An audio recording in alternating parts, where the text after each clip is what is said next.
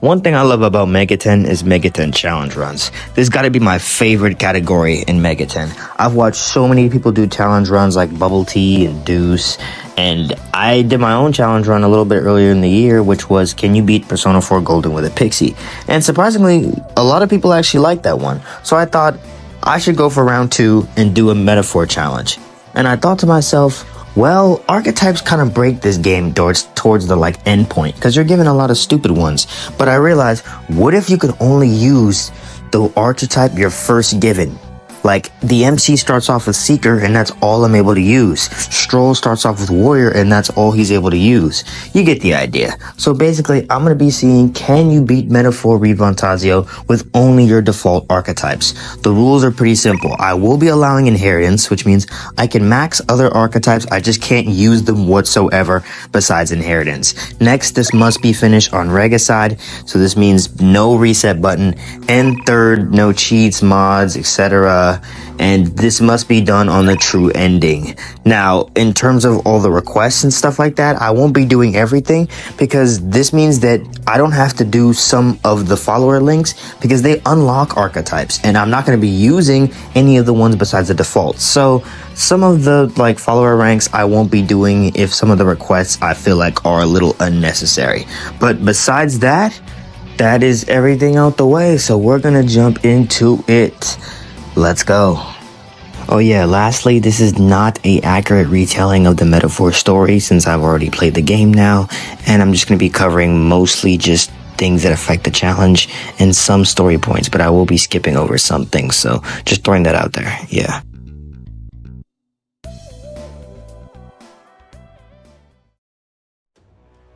I type out my name, legendary. I choose hard as of right now, but my good friend Zero is gonna alter my file later and change it to Regicide, so that's good.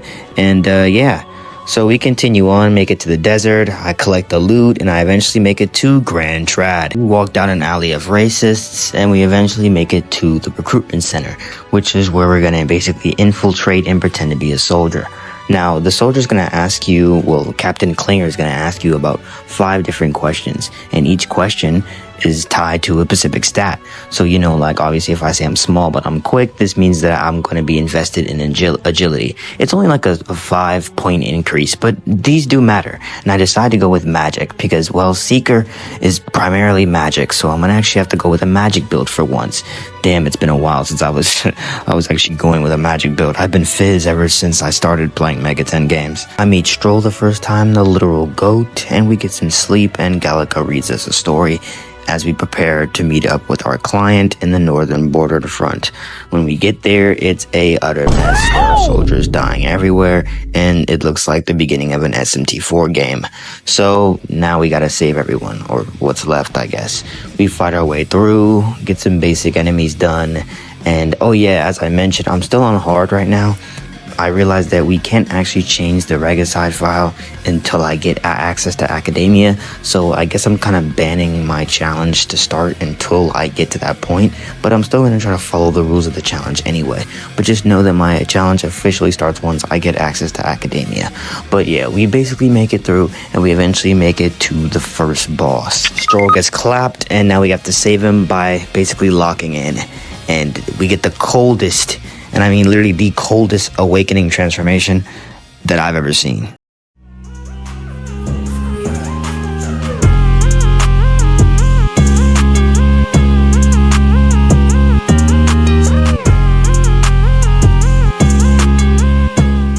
But it kind of lowers the aura points when you realize that this is the only damn form we're going to be using the entire game.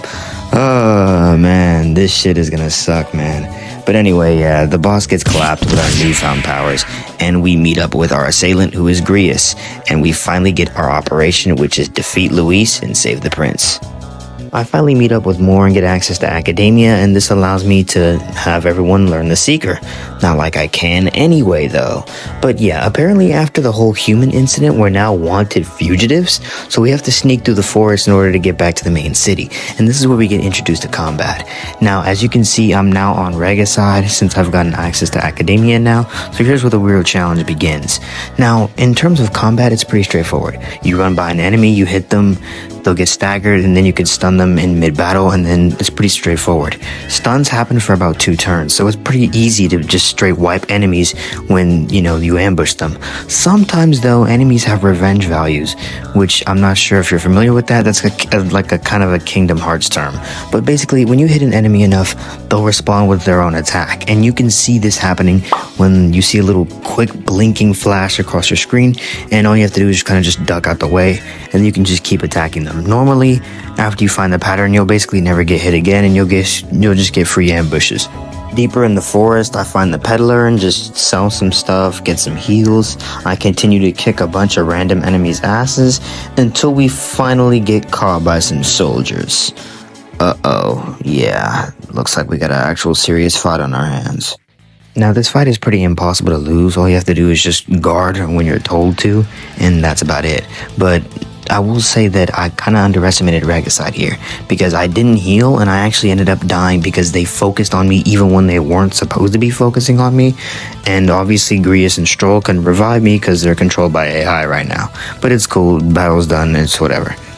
We head down this path where there's a bunch of soldiers threatening a bunch of workers and miners, so we've got to put a stop to it. But it seems it was just a trap to lure us out here, and they already knew we were going to be here. We meet up with the traitorous Captain Klinger, which sets Strohl off and causes him to get his cool-ass awakening. Now, Captain Klinger and his 2 men are a pretty easy fight. Strohl can just basically 2-shot the men on the side who buff Klinger with like defense buffs, so you really want to get rid of them. And once you get rid of them too, Klinger's just a sitting duck. However, Klinger does have AoE fire damage, and of course the protagonist is only running Seeker, so I'm just a sitting duck, and eventually he just happens to take me out. But Strohl finishes the job along with Grius, so that's another protagonist dead in another match. But hey, as long as the battle gets done. After the battle, me and Strohl become besties, and I unlock his follower link, which is now anyone can study the warrior archetype. Kinda useless, but also kinda not.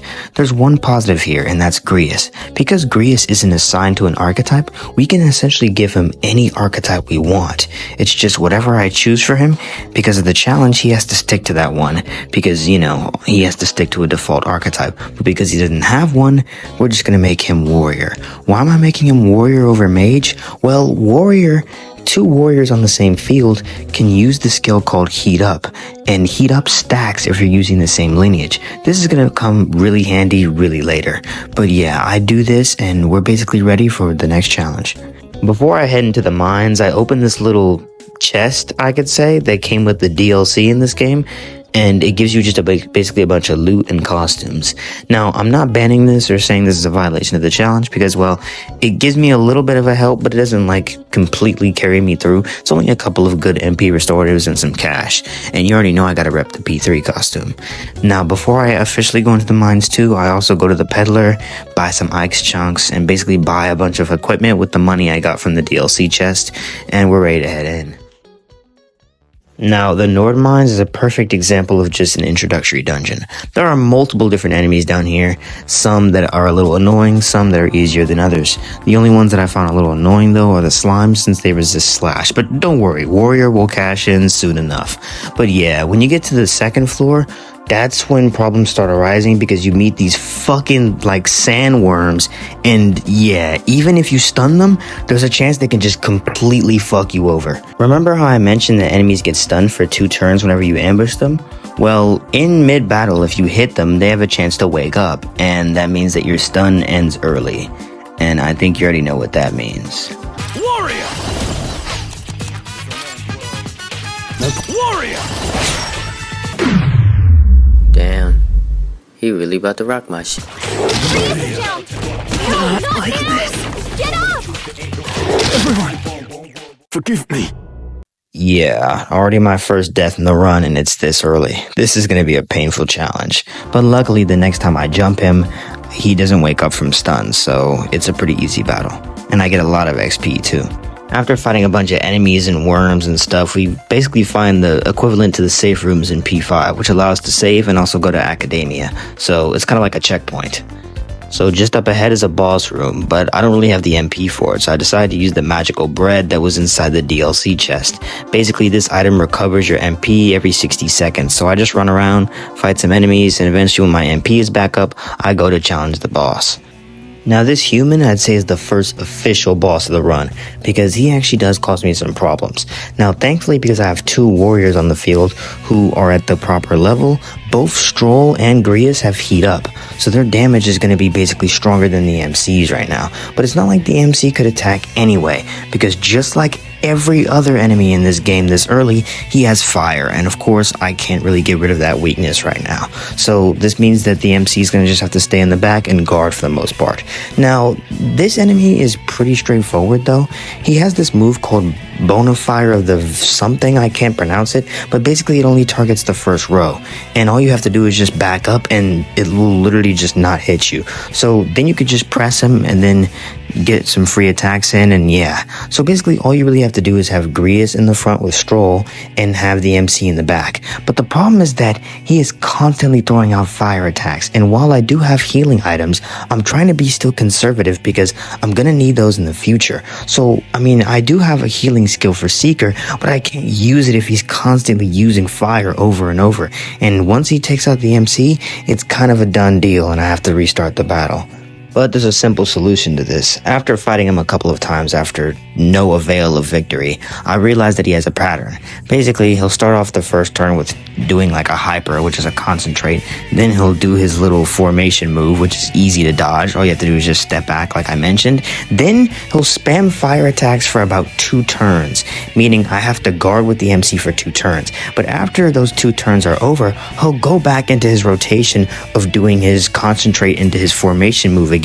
This gives me a small window to basically heal up Strohl and Grius and myself, and that means I can just keep going to town and going ham on damage, and this proves to work. It starts to whittle him down, and eventually I get him lower and lower. Now things do get a little dicey at the end though, because he kills the MC and almost kills Strohl, but luckily I managed to pull through. Talk about a close call. To the front.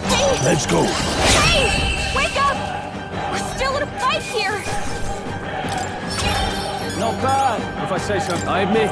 Didn't think I had anything left to learn. Man, I'm glad that fight's over. I'm glad I don't have to do another back-to-back. Oh, shit. I forgot about you.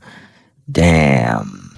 Now, this dragon is a completely optional fight, and I could just sneak past him, but yeah, we're not doing that shit. I want the loot behind him, so I'm gonna beat him up. But unfortunately, I kinda need some ice chunks, and I used 2 of them earlier just fighting normal enemies. So I only have 3 left, and the peddler isn't selling me any more.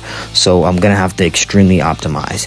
I use my magical bread, I give myself some Magla items, and it's time to start the fight.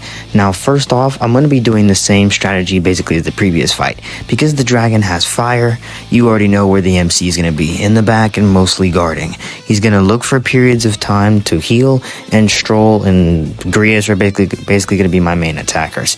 Now, the dragon also has a similar rotation to the last boss. He follows a pretty similar pattern. He does a move called Scratch, which does heavy physical damage, and then just has a fireball, which can be easily resisted by Grius and Strohl, and which I'm going to be guarding so he won't hit a weakness. And then I'll just follow the same kind of strategy. On the turns he's using Scratch, I'll heal, and I'll have Grius and Strohl attack, and then on the turns he's using Fire, I'll guard, and then have Grius and Strohl attack. It should be the same thing, until I get critted into oblivion on the first turn I try fighting him. Yeah, I'm not gonna lie, I think we have to bulk up a bit, so I decided to just grind and fight some enemies here. I'm not gonna get too much, but I mean anything kind of counts here, and I think I just needed to kind of get my headspace right. So I fought some just random enemies around, collected some loot and whatnot, and I decided to rematch them and fight again. Not before getting a lot of revive beads though. Now, my formation is actually pretty sound and my deductions were correct. Whenever he uses Scratch, I use the MC to heal, and he kind of just focuses on Strohl and Grius anyway, so really there's no issues. And with Strohl and Grius in the front, they're doing a lot of damage, while the MC kind of just plays healer in the back. Now, the only issue is later in the fight, when you start getting the dragon lower and lower, he'll use a skill called Tail Sweep, and this basically hits one formation group. So let me explain this. Tail sweep works like this. When he uses tail sweep, it'll hit everyone in one formation. So because the MC is in the back, it'll only hit the MC if he tail sweeps in the back, if that makes any sense. If he tail sweeps the front, then both Grius and Strohl will take damage. This is a good idea though, why I have the MC in the back and Grius and Strohl in the front, because therefore they're not going to take damage and only the MC will. At least that's what I thought, because when I keep getting him lower and lower, eventually he switched his tail sweep to the front formation and Grius and Strohl took the hit instead, and Strohl actually died. It got pretty dicey in the end, but luckily thanks to a crit, I was able to close out the dragon with barely any resources left. Warrior! Hack and slash! Warrior! With one strike! That'll do. Not bad at all. Nice. One's training is never complete.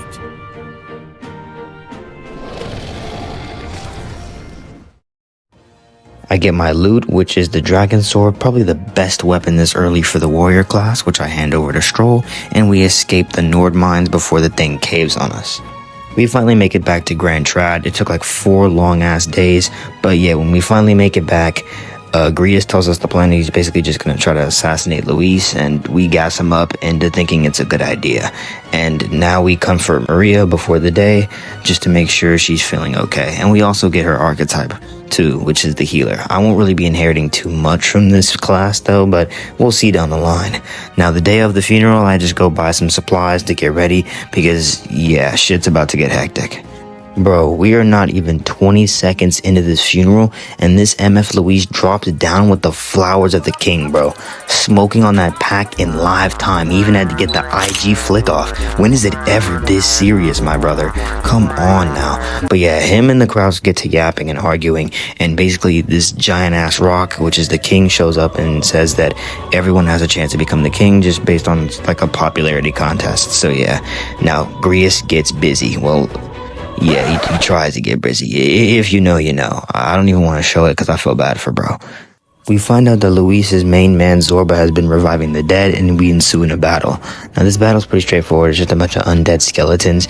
They do kind of go crazy on Strohl for a little bit and make him get like anxiety, I think this is a fixed thing though, because this happened in my first playthrough too. But yeah, they all get one-shotted, and yeah. We meet Hulkenburg after she sees that we knew Grius, and she asks us if we're trying to help her out and save the people in the cathedral. All the skeletons here are one-shots and get diced pretty quickly, and we end up saving everyone and collecting all the loot. But one area ends up caving in, so we have to take a different path, and we already know there's a boss fight coming up. And I mean this, I'm not making this up, they brought this man Grius back, not even within 5 minutes of the grave. Nah, the ops are just relentless. But yeah, no, Hulkenburg gets her awakening because she finds out the prince is alive, and she finds her new resolve. Now, we get synthesis now, which is great. I'm pretty sure you know how synthesis works. 2 archetypes combine together to create one skill, but that's not even what I'm geeking over right now. We just got access to Knight's Gaming. Or, well, Knight's Proclamation, but I'm calling it Knight's Gaming because it's going to be carrying this entire run. Knight's Gaming is basically taunt from SMTV or SMT3. If you don't know what that does, whenever you use it, enemies will focus on you for, it's 1 turn in this game. Usually it's 3, but it's 1 turn, but that doesn't even matter because Hulkenburg is a tank. I literally do this the entire match. Grius focuses on her while Strohl and the MC whittle him down, and that's like the entire fight. This is gonna carry me for future fights too. But yeah, you can finally rest in peace, bro. Fuck no, baby! After the defeat of Grius, we head back, Hulkenburg joins the team, and I unlock her follower link. And this is where the prologue officially ends, giving us free time. Now, there are 2 things I need to say before I start covering what I did in the first month. BDSM. Remember this acronym. Not the M. BDSF. Bounties, deadlines, social stats, and follower links. These are the main things you basically have to remember every single month. If you're following up on these every month, you should be fine. There will always be a new deadline every month. There will always be a new bounty every month. You'll always get new follower links to unlock every month, and you can always basically level up your social stats anywhere. These are always things you just need to keep in mind, and overall you'll basically get 100% in your Metaphor playthrough. Now obviously I'm not going for everything in this run, but I'm still going to try to use this acronym to stay on top of things. Now secondly, there are only 4 skills I'm trying to look for right now in terms of inheritance that'll really help me in this run. That is Faker's Roguery, Gold Attack, Formation Vigor, and Debilitate. Actually Debilitate, yeah. These are the main 4 skills I'm using. 3 of these skills I can't really get right now. However, I can get Gold Attack from Brigetta. I don't think I'm pronouncing that right, but yeah, I'm just gonna call her the attractive black woman because, yeah, she slays. That's just what it is. But yeah, she basically needs to have Wisdom rank 2 for me to even talk to her. So that's gonna be my first objective on the list. Now, even though I do end up getting my wisdom to rank 2 after doing some requests and sitting on this bench, I realize maybe it's not the best idea. See, in order for me to get the follower link with Brigetta, I need to basically beat this Minotaur that she has as a side request for me, and he's a little too strong for me. Normally you can beat him actually pretty early in the game, but that's by abusing the mechanics of the reset button. And as we all know, Regicide doesn't have the reset button, so it would take me a bunch of times to die to even fix the luck for it to work. So I think I'm just gonna come back and do the request for her once I'm really much stronger. So we'll deal with this later. In the meantime, I run some errands like purifying my weapons and just buying other things. And by the way, you should always try to purify your weapons. Purifying is so good in this game. I upgraded my dragon sword to have a fire effect, and this is gonna come clutch a lot later. With nothing else to do, I decided to just take out Zorba and the whole deadline thing. I would normally do a bounty, but I can't do the bounty until Zorba's defeated, and I can't do follower links until Zorba's defeated either. So you know what we gotta do, we gotta head in. Now, while I head into this place, I realized that there was actually another side request part of this main place from Catherina. She'll basically just ask you to save one of her friends that got kidnapped, and can I just say she's kind of bad? So we go in to save her, and we get a glimpse of just the true capital of this area, and wow, it's just really uncomfortable. Dead bodies everywhere. We got these creepy ass looking wolves walking around on surveillance. Like, I love the whole ambience of this place. But yeah, basically we sneak by this guard captain to get the keys, and my stupid ass decided what was the other option if I chose to say whoops, my hand slipped, and we engaged in a battle. Now, he isn't too crazy. He actually did surprise me though and kind of kill me off, but I just rematched him and fucked him up. It's nothing even to cover. It was a pretty simple fight. In fact, most of these fights in this area are kind of simple, so I'm not going to cover too many of them. And we end up saving, well, most of her friends, because unfortunately her main friend was already dead. So yeah, but this does unlock our follower link, and we do get her archetype, and her archetype is huge. Let me tell you why. So Brawler, the Brawler archetype is the first archetype in the game to give us a skill that uses HP, and in a game where MP is very scarce, HP is huge because, well, this game gives you a lot of items towards HP and not really MP. So now that we have this punch skill, I can basically just breeze through this place without having to really use MP, and you're gonna see me basically using this for quite a while because wow, this skill is so good. I go into academia and try to get the skill on everyone, but unfortunately I'm a little low on funds. But I'll come back after I've beaten up some enemies in this place. And oh yeah, speaking of the enemies in this place, again, it's kind of simple. All you really have to do is just make sure you get the ambush. Again, if you don't get the ambush, you can just accept the fact that you're gonna die. That's just how it is, yeah. But yeah, if you get the ambush, most of the time, you should be good. I want to do this place in one day, because I'm recording this in live time before I actually did, so I'm not sure if I pulled it off, but hopefully I can. I'd like to think I could do it in one day, but maybe not though, because sometimes these enemies do be kind of hitting hard, and even that's when I get stuns. So yeah, you just gotta be careful. By the way, I'm so glad I purified the dragon sword, because now that the dragon sword has a fire effect, I don't even have to use any skills involving fire, because most of the enemies here are weak to fire. So when you come in here, you should have that dragon sword purified, because it's gonna do you numbers. Anyway, after fucking up a bunch of skeletons in the second area, we finally get to the mid-boss, who's a guard captain and 4 undead skeletons. Like the other skeletons I've faced up to now, they're weak to strike, so you know what to do, just wail on them and they'll be dead. Now as the guard captain, he's kinda tanky and he focuses on magic attacks. Do not give him a chance to use magic attacks. You need to take him out as soon as possible, because he has fire and luckily I didn't get a chance to see it. He was taken out pretty quickly. It's not the fact that he isn't even like kinda tanky either. He was tanky, and I couldn't find his weakness, but did I mention that Perfect Punch also has a 20% base crit rate? Yeah, 20%. That's kinda nutty. So I just wailed on him too, and he was eventually taken out. Enough! Hulkenburg Justice prevails! She needs help! Warrior! I'll cut you down! Count Louise!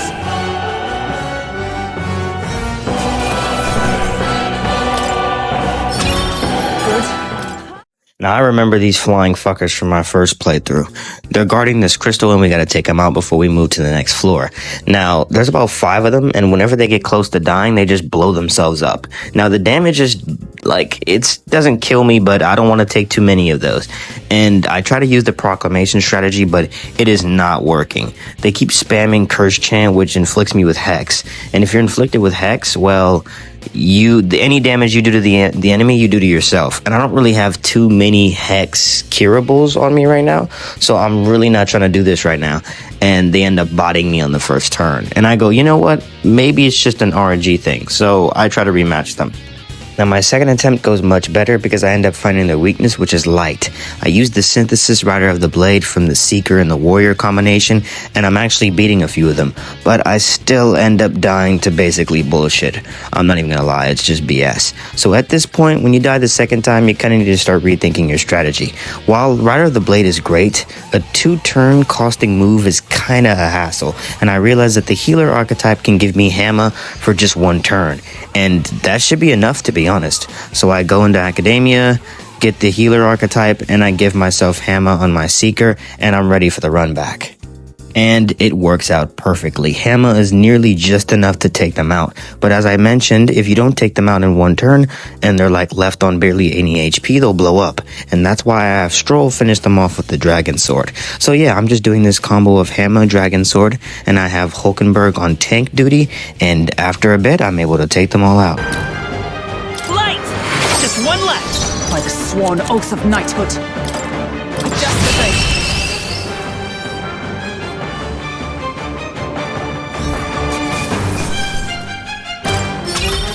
Not bad! Nice. Oh yeah, I forgot to mention, but I ended up mastering the Seeker archetype here while I was fighting more random enemies, and this is where I need to cover the hero leaves. These hero leaves, basically, you can get them whenever you overlevel an archetype, and when you overlevel an archetype, you basically get these in droves. I'm serious, so you'll start seeing like 90 in your inventory, and you'll be like, wait, when the hell did this happen? And yeah, they're basically just huge carries, and I love them so much. But anyway, let me talk about this fight. So before we jump on the lift that's supposed to take us to the final floor, there's like these 3 soldiers that were waiting to ambush us. But I'm not even really going to cover this fight because they were small fry and they were easy. They didn't have any repels to physicals either like the previous ones, so they just went down after a few crits. We make it to Zorba, but he's holding up a barrier and we can't get past it. So we decide to use Louise's picture to make sure he drops the barrier. I mean, this is another level of glaze. Bro was so focused on Louise's face that he just had to let us get past the barrier. I'm serious, this is some next level meat writing stuff. But yeah, we basically get past him and now he's waiting for us at the top floor. But I'm kind of spent on SP right now, and there's still a lot of enemies left, so honestly, we're gonna have to come back the next day. Yeah, I wanted to do this in 1 day, but honestly, I've spent most of my Magla items, and I even used all my magical breads, so we're out of options. I come back the next day, restocked with new supplies and with a new MP bar. Well, not full even, because I still had to fight a few enemies before I even got here, but yeah, it'll be good enough. So we run up these long ass steps, which I'm not gonna lie, the visuals in this game are amazing. But yeah, it's time to finally put down Zorba. Now getting into this Zorba boss fight, it's kind of weird that I did this on the first attempt, and it's because Zorba is low-key an honest boss. I've fought bosses who have exploded before they died. I've fought bosses who came in like groups upon groups before, you know what I'm saying? Like, I've dealt with some shit in this cathedral. But here's Zorba, and he's kind of just like there. I don't know. He summons 2 of his like undead soldiers, and that's about it. There's literally nothing else he does. And the soldiers are weak to fire and are weak to light. So if you have those, they're getting like basically destroyed. And all he does is just resummon them if they die. So you can kind of just keep him in infinite loop. Yeah, because I didn't really see him use too many skills. He has Mudo in his arsenal, because I saw him use that on me once, but that's about it. Yeah. He also rages them occasionally, and that can get kind of scary, because when they're raged, they can like almost like one-shot a fully healthed party member. But it's cool, as long as you take them out when they're raged, they take more damage too. So yeah, go on the green light and just go ballistic on them. But that's about it. Zorba doesn't have any immunities to like physical, so he got critted, and that's all she wrote. Royal Soul! Maybe there's a better choice. Take it! My spirit is out with blade in hand! Impossible! This can't be happening! Lord Louise! Satisfactory.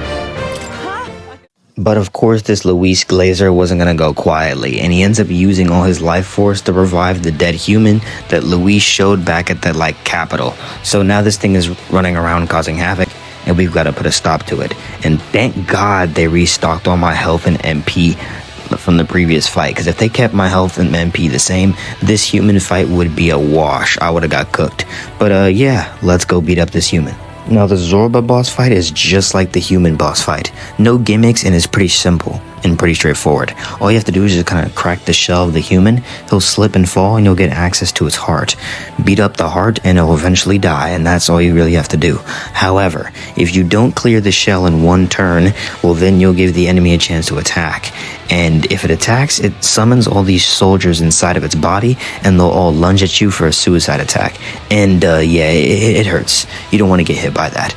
But if you keep summoning the soldiers, later Gallica will ask you if you want her to help. Similar to the first boss where she asked you, do you want to take out the apples? She'll basically lunge in and help you out with some damage. But this isn't guaranteed. She does it on and off, so don't rely on that. Unfortunately, after all this, I eventually got his heart super low, but because I took too long, guess what skill he fucking used? He used Soul Scream. Yep, Soul Scream. If you don't know what this is, Soul Scream is basically a skill that allows enemies to get 4 turns like their fucking Mott from SMT3. Now, usually this skill is kind of a late game skill or mid to late game skill. I didn't see enemies start using Soul Scream till I got to like the mid dungeons. Like, why the fuck does this boss have Soul Scream? I would have never known this. So yeah, the first attempt, obviously I got cooked. But on the second attempt, there's one thing I realized. Now the heart can't really dodge. The heart is like it's not like it's an actual character in this game that could dodge or attack. It just kind of sits there to be hit. So there's a skill in Strohl's arsenal called Critical Strike, and Critical Strike has a 100% crit rate, but it has low accuracy. As I just mentioned though, this heart can't dodge, so as long as you're using Critical Strike on the heart, you get a free turn basically, because it's always gonna hit. And thanks to no bullshit RNG either, and luckily I was able to take out the heart on the second attempt, beating the human. Right on target. Come forth, Royal Soul!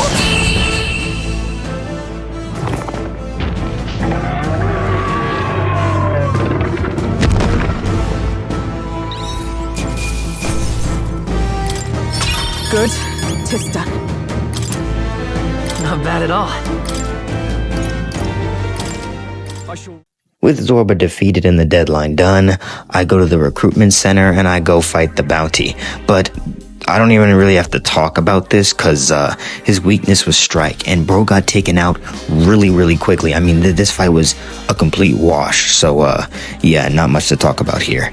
But yeah, we're officially done. We're waiting for the church to respond to how they feel about a whole tournament for the throne. So while we're waiting for the church to respond, I just do some follower links and I talk to this guy for imagination stat points, because imagination is something I'm gonna need very soon.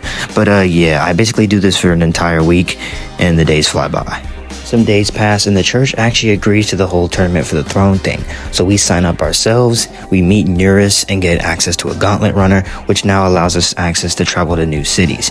The first mission is to get the head of a bounty, and our own bounty is called Heismay. So we've got to head to Martira and capture him and bring him to the authorities. Now, when traveling from city to city, you're basically given free time on a gauntlet runner. You can either read a book, get your social stats up that way, you can cook some food that you can use later in battle, and the food is very helpful sometimes. But I just decided to read a book and level up my social stats with Strohl and Hulkenburg. On our way to Martira, we see Glodell, and I forgot his name. I just can't pronounce his name, genuinely. It's Gidux, I don't know. But he's basically just the set effects meat rider, and we've got to help out Glodell so we can get on Louise's good side. Now, this fight actually can be kind of scary. All you have to do is just make sure Strohl always guards, because one of the mages on his right side has wind, and obviously if you get hit by that, Strohl is gonna die. So as long as Strohl guards and you keep up with the proclamation method, eventually they will fall. Nothing too dangerous really happens here. Louise drops down to give us a personal thank you, and I'm not gonna lie, when I first saw this was such a cold pull-up. The aura was off the charts. But yeah, we eventually make it to Martira, and we get the severity of the situation. We get filled in by Morris and Barden, I think it's how it is, yeah, Barden. But yeah, they basically tell us the situation of how the city is and how children keep getting kidnapped, and it's at the fault of Heismay. So we got 3 days to depart, and we gotta get ready to basically capture him.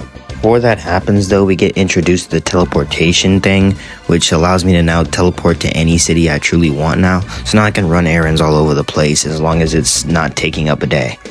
Now remember that imagination I was mentioning like a couple of minutes ago?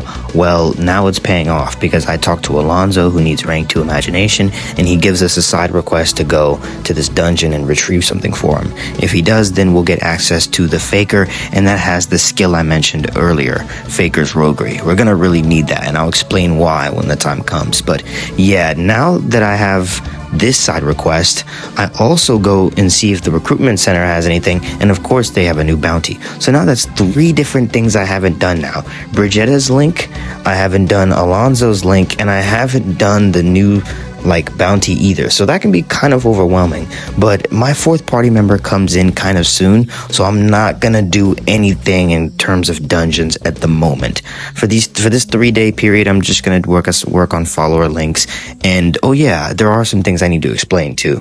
Now, I've been having money issues during the Cathedral period, but now I finally found a workaround. See, in this game, there are a lot of equipment that the game gives you in terms of the mage class, the gunner class, and these are literally equipment I'm never going to be using, and some of these actually sell for a hefty price. So I just go basically nearly sell all the equipment I won't be using, and I actually get some pretty good cash. Also, the mag exchange on rainy days gives you a 6.0 increase, and that's actually a lot. I ended up getting a fuck ton of money from exchanging on a rainy day, so money is no longer really an issue anymore. Now that I've got some dough, I purchased the Phantasm doll from the accessory magic shop, and this thing basically allows one person in my party to act twice. It does take 2 press turns, but it's very worth. You're gonna see eventually down the line why. As the days pass, we depart to go see Heismay, which takes 2 days, but on the way there, we run into Catherina, and she wants to scrap, so yeah, now it's time. Now, Catherina does hit kind of hard. She basically relies on hand-to-hand physical attacks, and yeah, if you get crit, it's kind of just a reset. The best I can tell you right there. But using the proclamation, keeping up with healing, and luckily I had some revives on me, and yeah, she gets taken out. After beating Catherina, we get our follower link, and we continue to the desert where Heismay is supposed to be. But unfortunately, we get ambushed by a worm, and we gotta fight it. Now, even though we don't even have to fully kill this worm, we just have to break down 3/4 of its health. It doesn't matter, it's just straight up beating my ass. And because I don't have revives, because I spent them all on the Catherina fight, I don't really have any resources. So instead of just burning items like AoE heals, I decided to give the healer Medi to Hulkenburg and the MC. So now I have light AoE heals, and I decided to keep Strohl in the front for damage. Strohl unfortunately dies, so I can't revive him, but luckily the damage was enough to take out the worm, and he swallows us anyway. While inside the worm, we've got to escape it before it digests us, so we get a timer on the clock. Now this area is very, very tempting though. They're low-key fucking evil for this, because they put all the good loot in this mud, and of course there's a timer ticking and it slows your speed, so we gotta be fast. But by dodging consistently, you can basically cancel your slow speed, so that's good. And yeah, we breeze through most of the enemies in here, but unfortunately there is one enemy that we won't be able to beat in here, which is this fishy dude. And yeah, he's basically just Matador. He just basically buffs his agility by 3, and I have no way to get rid of those buffs at the moment, and my MP is already not looking too hot because you immediately go on the same HP and health from the previous worm fight, so you don't get like a restock or nothing, so I'm gonna have to skip this fight. Now when we finally make it to I guess the boss of this area, it's like this worm, and of course this dude uses fire and he ends up basically taking out the entire party. It's a 1v1 between him and Strohl, and he does take out Strohl, meaning I have to do all this shit over again. Like, what the fuck? But eventually I am able to come back, give him a taste of my own medicine by just guarding when I need to, and I take him out, and we end up escaping through the monster's anus. Like what the hell, man? Now when we finally make it to Heismay, he actually ends up being kind of chill, but we fight him anyway. And this fight is so easy. I actually heard a lot of people somehow getting upset at this fight because it's a little hard. Just look for the shadow on the ground and you'll take him out basically. He doesn't even have that much health, so a couple of slicers and damage and he's done. Now, we basically raid Heismay's home and find out he's actually, again, like I just mentioned, he's chill. He's not even like a child kidnapper like that. Bro is not Drake. He's good. So we basically try to chat with him, but we have to fight him again. But again, if you just find a shadow, it's not that hard. So we end up beating him, and he confesses that, yeah, he's just been chilling out here and we're tweaking. So we decided to take him back and just to make sure that he's innocent and confirm everything with the authorities. So yeah. When we're about to give Heismay to the authorities, he escapes, and it's a mad dash to try to go around and look for him. But it turns out Heismay meets up with Barden, and our suspicions were correct, that the kidnappings were not done by Heismay, but actually someone inside the city. So we chase the trail, and it leads us to this underground sewer where it turns out Morris was actually the child kidnapper, and this sparks Heismay to get his awakening. Now this fight is, again, it's nothing too crazy. Luckily, Dark Sword is kind of crazy, and it actually was critting a lot for me. Heismay was going to work. But yeah, no, Heismay is going to be a huge addition to this team. But yeah, after we do that, Heismay gets introduced to the team, and now we get our new deadline, so it's time to basically get to work. Now, as I mentioned previously, Alonzo, Brigetta, and there's the bounty. So now that I have a 4th party member, I can actually go do these things now. The first thing I do is go to the Guptaros dungeon, and yeah, it's nothing even to cover because Guptaros gets decimated. Now again, he does still hit hard, and he's still actually stronger than all of us.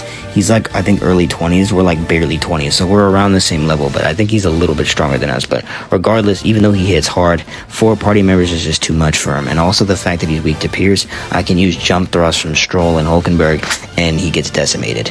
I end up getting the follower link from Brigetta now that I've completed this request, and it gives me access to the merchant. So now I can give gold attack to my seeker. Now again, gold attack isn't as good on the merchant because you don't get money back from killing enemies like the merchant does. Because it's inherited, it's not as good as when it's on merchant, but I'll still take high almighty crit damage with it using money instead of MP. I think that's still great.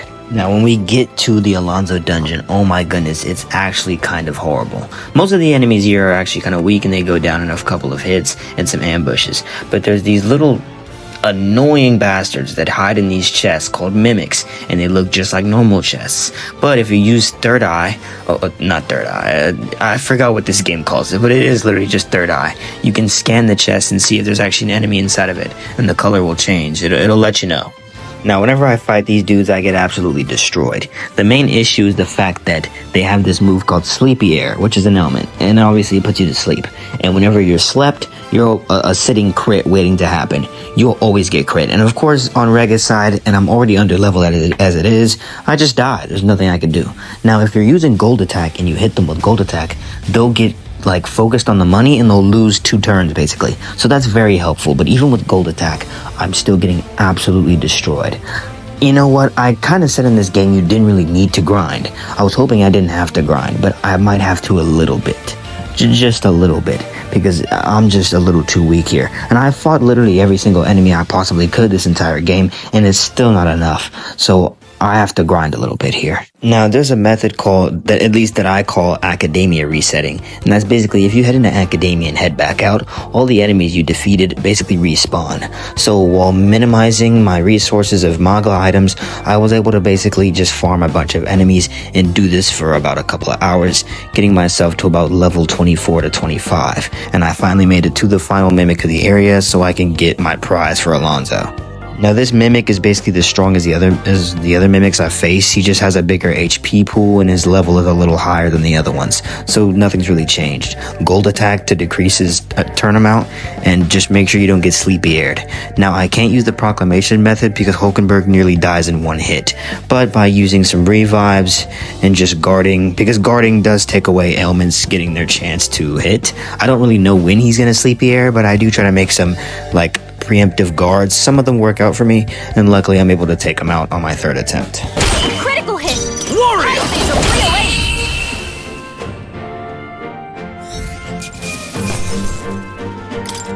Not bad. I'll strive for greater heights. After getting the prize for Alonzo, it unlocks his follower link, and I get access to the Faker, meaning I can give Faker's roguery to Heismay. Why Heismay? Well, he has the fastest agility in this game, and whoever goes first in battle is usually scaled on agility, so Heismay is always going to go first. Now, Faker's roguery has about 5 properties, giving you 4 turns, giving you 3 turns, giving you 2 turns, and taking away all your turns and making all your turns half turns. Now, obviously this is completely RNG, with 4 being more rare and remove being also rare too, I believe, but it's completely RNG. So, you know, sometimes I'm going to get fucked over, sometimes it's going to give me good luck, but I need some BS like this in my run to help me out, so this will be what I'm investing in. With all the side request dungeons done, it's time to head in the deadline dungeon. Now, I didn't forget about the bounty, but honestly, I'm kind of not in a position to do something like that right now. If I was under leveled for Alonzo's dungeon, imagine if the bounty's gonna be like. I need to get some extra level ups from the deadline dungeon, so I decided to just get it out the way. Now with Heismay, this dungeon is very smooth. As long as you hit ambushes, you're not gonna die, so I'm not gonna talk about it too much. But the devil baby that's like a shadow, you don't really want to fight this thing because you absolutely gain nothing. And I personally was not trying to fight that thing anyway because it looked like it was super threatening and yada yada. So I just skipped by it and made sure I didn't get caught. Besides that, there's really nothing else to talk about in this dungeon. I did get the Brawler pipe, which is a very good accessory that I'll explain a little later. And yeah, also I found these tooths who were like celebrating in a campfire type of circle. It was pretty cute until I just decided to like kill them all. Yeah, die, all of you. Wow, man. Damn. But yeah, we eventually make it to the end of the dungeon, and we find out Morris and Joanna are working together. They set off a trapdoor that we somehow fell for. Like, we've had quicker reactions than this. Come on, guys. But yeah, we're about to get executed until Gallica saves us, and we save everyone else, fight a couple of enemies down here, and now we're ready for the final boss of this area. But again, the MP's kind of low, so I'm gonna have to head back and do this the next day. Luckily, I can say positively though that this is the last day, the last dungeon that I do in 2 days. Every other dungeon in this run I clear in 1 day, so that's nice. We come back the next day well prepared just to see Morris get fucking eaten. That is the most craziest shit I've ever seen in an Atlus game. Like, what is this, SMT4, dude? But yeah, no, now we gotta fight Juzo after Jonah gives us a speech about the world being crappy. Like, that totally gives you a reason to feed babies to an animal, but whatever, we move. So, this fight is, I don't know, because, like, it's very long, but it's not really hard. I will say this though, her scariest skill is Deafening Din, which she luckily doesn't abuse too much. But if you get Deafening Din twice in a row, you will just most likely die. Because it's AoE solid damage, it's AoE good damage, and it lowers your defense though. That's the main issue. Because by the time you take the first 2, your defense is already in -2s. You're not really surviving anything else from there. But if she does not Deafening Din you twice, you should be able to heal up and you'll be fine.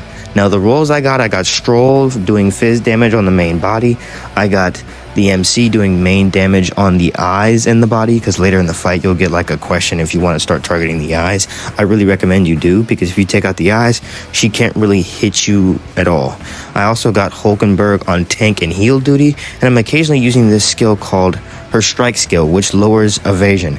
I'm telling you this right now, this skill carries most of the time in the entire run, because lowering evasion, just by using 3 of these, I can already have you at -3 evasion, and you're not going to really be hitting me at all.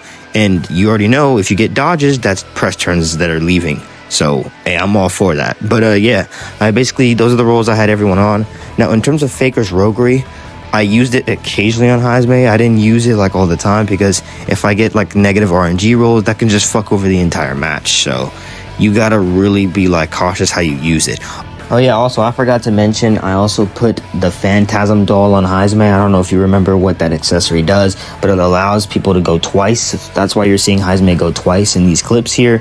And yeah, it's super helpful, because I can use 1 turn for the Faker's roguery, and maybe like another turn to like use Plunderer magic to steal to get some MP up, or just to do some damage with Dark Sword. That's why you always see Heismay's MP really low in most of these fights, but I think it's super helpful. But yeah, no, honestly, the damage is very like, it's not really that bad. You just have to make sure you have like a healer or a lot of healing items on the field, and you'll be good. The only thing about this fight, as I mentioned, is that it's very long, because Joanna will heal her for a second phase after you like beat her the first time, and you just have to do everything all over again. And yeah, eventually Juzo falls on my second attempt. Now accept your fate. Ha! Die!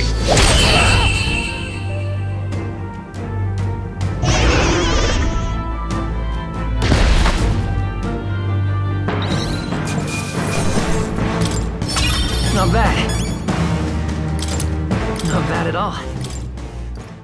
With Juzo defeated, Joanna crashes out, and, you know, reasonable, that makes sense. Heismay talks to her, gives her a common sense type of speech, and she ends up coming to her senses, saying that she'll testify for us. We get to Port Brillerhaven.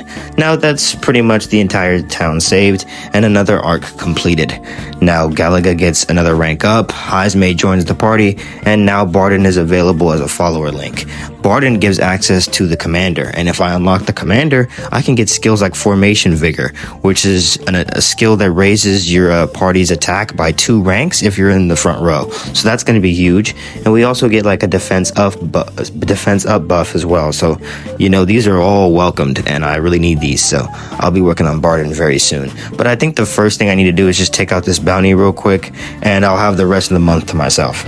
Now, I'm guessing I was supposed to do this bounty a long time ago, because most of these enemies here are 1-tap. These goblins are like the ones I fought back at the beginning, so yeah, they're very, very weak. Now, there's also some moths that are here, and they drop Magla pills. And as I mentioned, Academia resetting, you can always get enemies to constantly show up again. This means that if I use the skill Lucky Find, which is on the merchant, it's a passive skill that allows the increase of drop rates by 20%. I can farm Magla pills here basically infinitely. It is very redundant, so I farmed like only 44. I don't want to do that forever, because we came here to do something. Eventually we make it to the Goblin King, and his fight's kind of annoying, because he keeps spamming this skill that gives him +3 evasion, and we can't really hit him. So that's just it. Like, his damage isn't even that bad. Like, he's really, really weak. It's just the fact that we can't hit him. So I actually think about using other tools in my arsenal, and I decided to use poison. So I let poison damage do a couple of ticks on him, and eventually, once he's very, very low, I get some lucky hits and finish him off. And when I get back to collect my prize, I forgot that there's one more bounty that I didn't do. And luckily I have just enough days left before we leave the city to finish it. And it's defeating like this volcanic worm monster thing inside of one of the dungeons on the coast. So we gotta go off and make another trip. Now, after seeing this dungeon too, I'm gonna assume that you're supposed to finish bounties when you first make it to a new city, because once again, this place is very weak compared to my current level. However, I did run into a lion that even after I got the stun, immediately once he woke up, he completely brutalized me. So I guess that was a nice reminder that regicide still is not a joke. But eventually we make it to the end where we see the like rock monster worm things, and it's time for a boss. Now these things are very annoying. You have to kill them at the exact same time or they'll just resummon another one, and this takes me honestly longer than I anticipated it would. Let's break it down. Now these rock worms resist slash, meaning that Heismay and Strohl are a little bit out of their game here, and we're going to be relying on Hulkenburg and the MC for mostly damage. For the MC, I inherited him Blizz, which is their weakness, ice, so he's going to be my main damager here.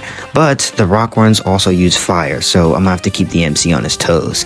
Now for Strohl, I still use Slicer, because Slicer is still great damage, even though the worms resist it. That's still pretty solid damage. As for Heismay, I just kept him maybe using Faker's Roguery occasionally, or using items to heal or items to get maybe like a press turn or whatever. As the MC, obviously he's going to be using the ice, and as for Hulkenburg, she's going to be using her strike skill.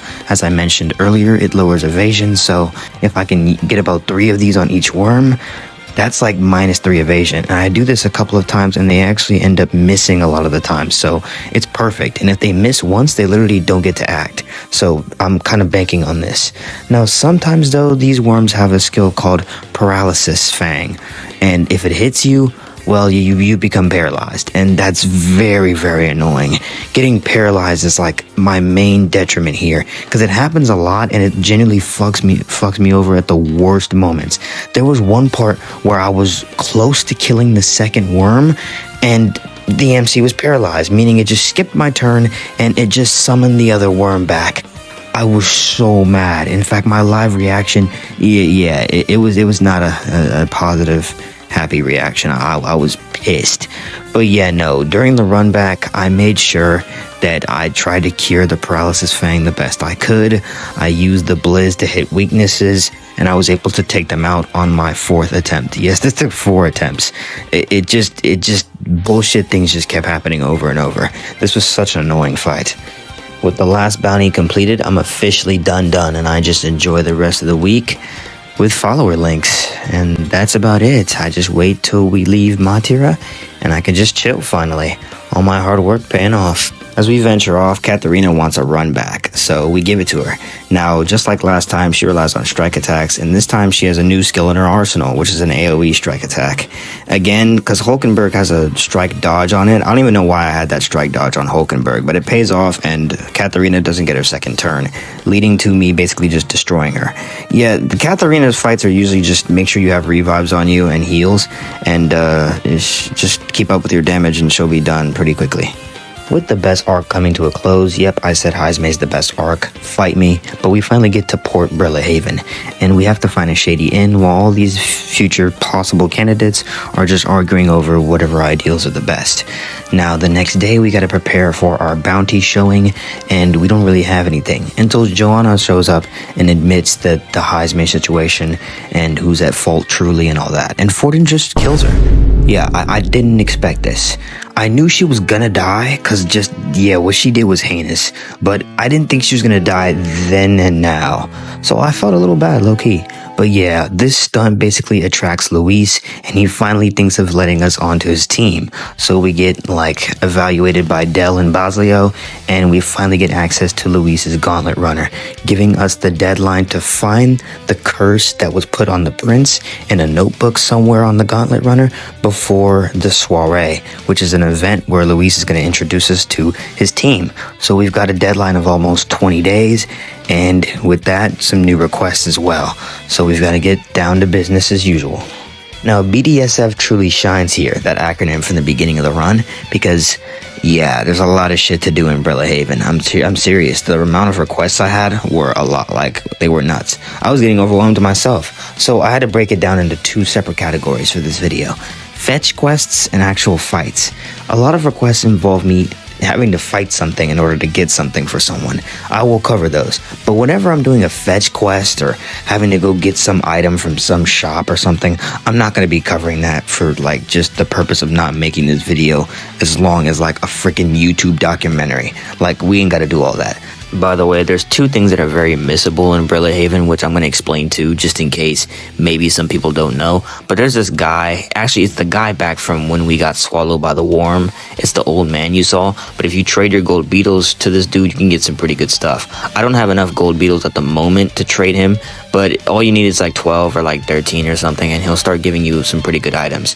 Next, you want to go to the main city and find this guy in white clothes, and he'll basically give you his book. Now, this is for people who want the book achievement. Also, this book gives you a lot of good stats for, I think, wisdom, I believe. But yeah, this is also very missable because this is the only book in the game doesn't really just obviously hand to you freely. So those are the only things I wanted to point out before I get to my requests. The first request I decided to do is go back to the catacombs because some dude wants some necklace or some shit, and I gotta go get it for him. Now, I was extremely over leveled for this place because, again, the like deadline that I had on this place was a very wide gap, so I ended up just basically slamming everything in there. When I finally made it to the boss, he's just a reskin of like the ghost that I've seen previously before. Again, he isn't too strong with his skeleton friends. They go down pretty easily, and he himself is weak to light, so after a few lights, he was done.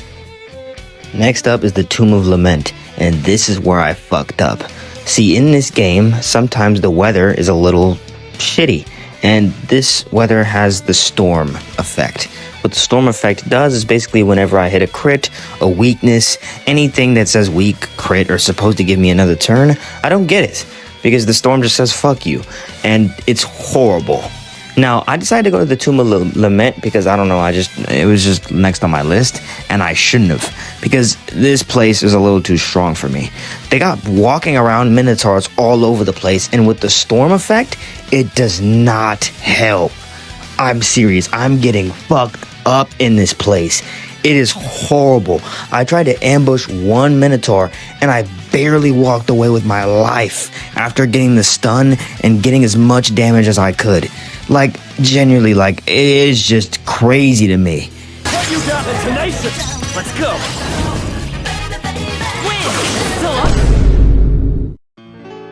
No. Wait.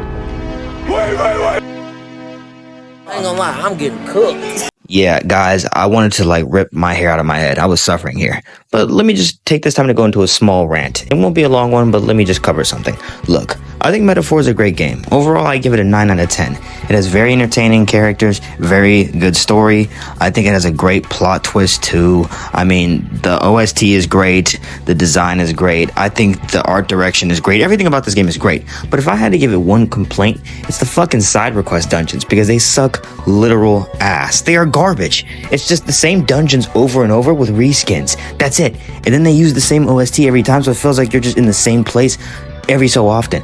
Every side request dungeon in this game is just such a low blow for me. I hate it. It's so boring because it's just the same shit over and over. You gotta go to the last area to find some boss for some bounty, kill it, get the item you want, and yeah, that's about it. There's a few mundane puzzles, but that's about it. Really, it's the same dungeon over and over with a few reskins. Oh, this one's a jungle version. Oh, this one's like a stone version. Like, did you not think I wouldn't notice?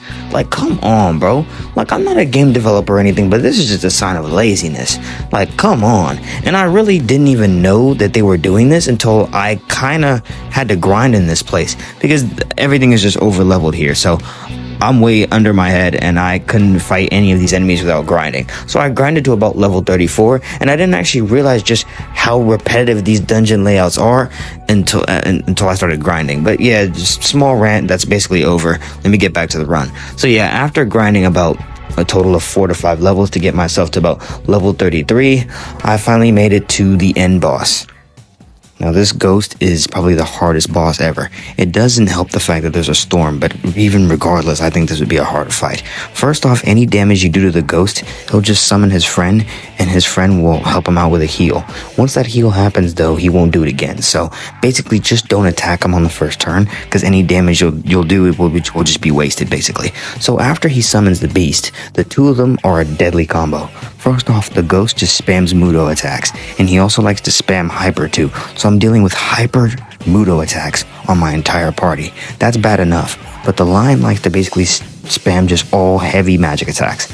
Like all of them, and he happens to have every weakness of my party member here, so I don't know what to do. First off, I tried to take out the beast first, but my damage is way too low and I can't get press turns because the storm, it's just bad. It's just bad. And I get completely wiped during the first 3 attempts, and clearly it's not working, this strategy, so I need to think of something else. I'm not gonna lie, after all this failure, I thought about just heading back and clearing this another day, but then I locked in Hulkenburg's Synthesis. I haven't used this in since the beginning of the run, but basically it's a full party Makara concept. It doesn't repel, it blocks magic for everyone 1 turn, and it's huge because I can basically just block their Mudo and their incoming magic barrage, and they'll lose turns too because they're hitting a block. It was perfect.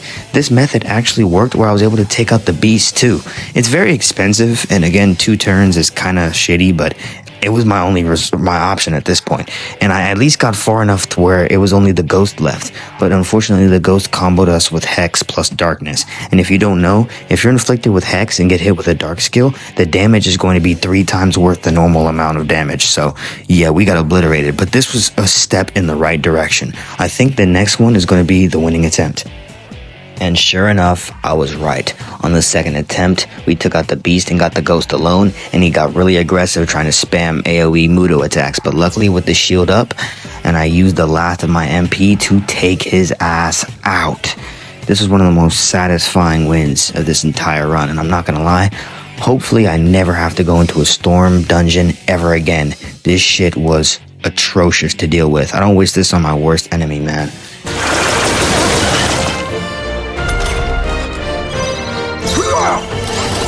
Formidable indeed. I call upon royal power within!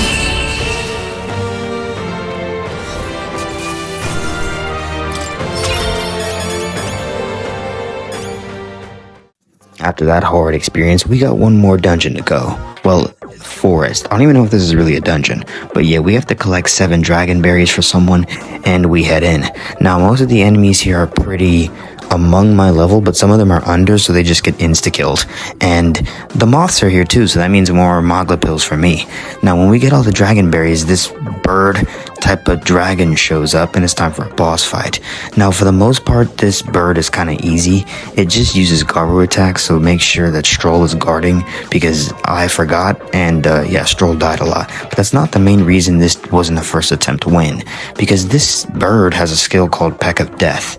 And Peck of Death is an insta-kill if you don't have a Rakukaja on you. So yeah, I didn't know that the first time.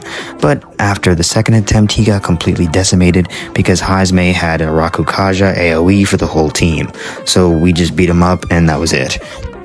With nearly every single dungeon and request done now, including the fetch ones too, I've collected all my loot, and now it's time for the deadline dungeon. There is one more dungeon that I didn't do though, and that's the Forsaken Tower, but that place has been glazed up for the last 3 days of saying, oh, it's so hard, oh, it's so scary. So I'm just gonna wait till I finish the deadline dungeon so I can get some extra level ups. I don't want to jump in there and deal with anything I'm not prepared for. After preparing and getting ready, I enter the Charadris, and it's time. And I'm not gonna lie, I don't really like this dungeon too much. It's not even really a dungeon. It's just fucking infiltration shit. So it's not the best. Like, what am I, the Phantom Thieves? I don't like this. But yeah, no, getting to it, it's pretty straightforward. So we gotta get past the first section, and Strohl rizzes up the guards, and now it's just me alone. And this is where we get to this solid snake like, what is this, Metal Gear, bro? Like, I have to sneak up behind and basically, like, knock out these enemies. And if I fail to sneak up, well, I'm gonna enter a 1v1, and you don't want to do that because I've done it on accident before and it led to a death.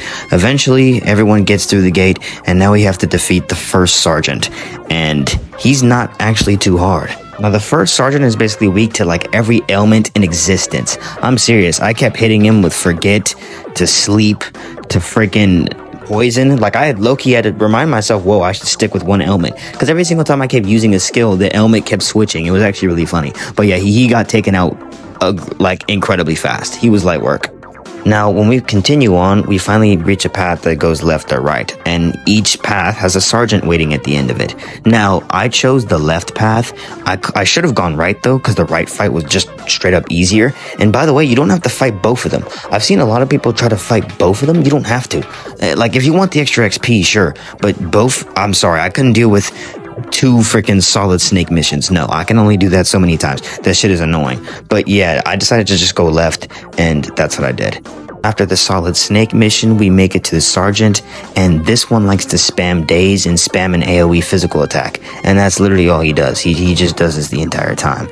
Now, the main issue is that I have to kill him in under 3 turns. That's the main problem, because with him using daze, our accuracy is in the negatives when you get hit with daze. You're not going to be hitting anything when you're dazed, and for some reason, it just keeps freaking hitting me. And it's even worse because his AoE damage is actually a lot, and I actually have to spare a couple of heals now and then.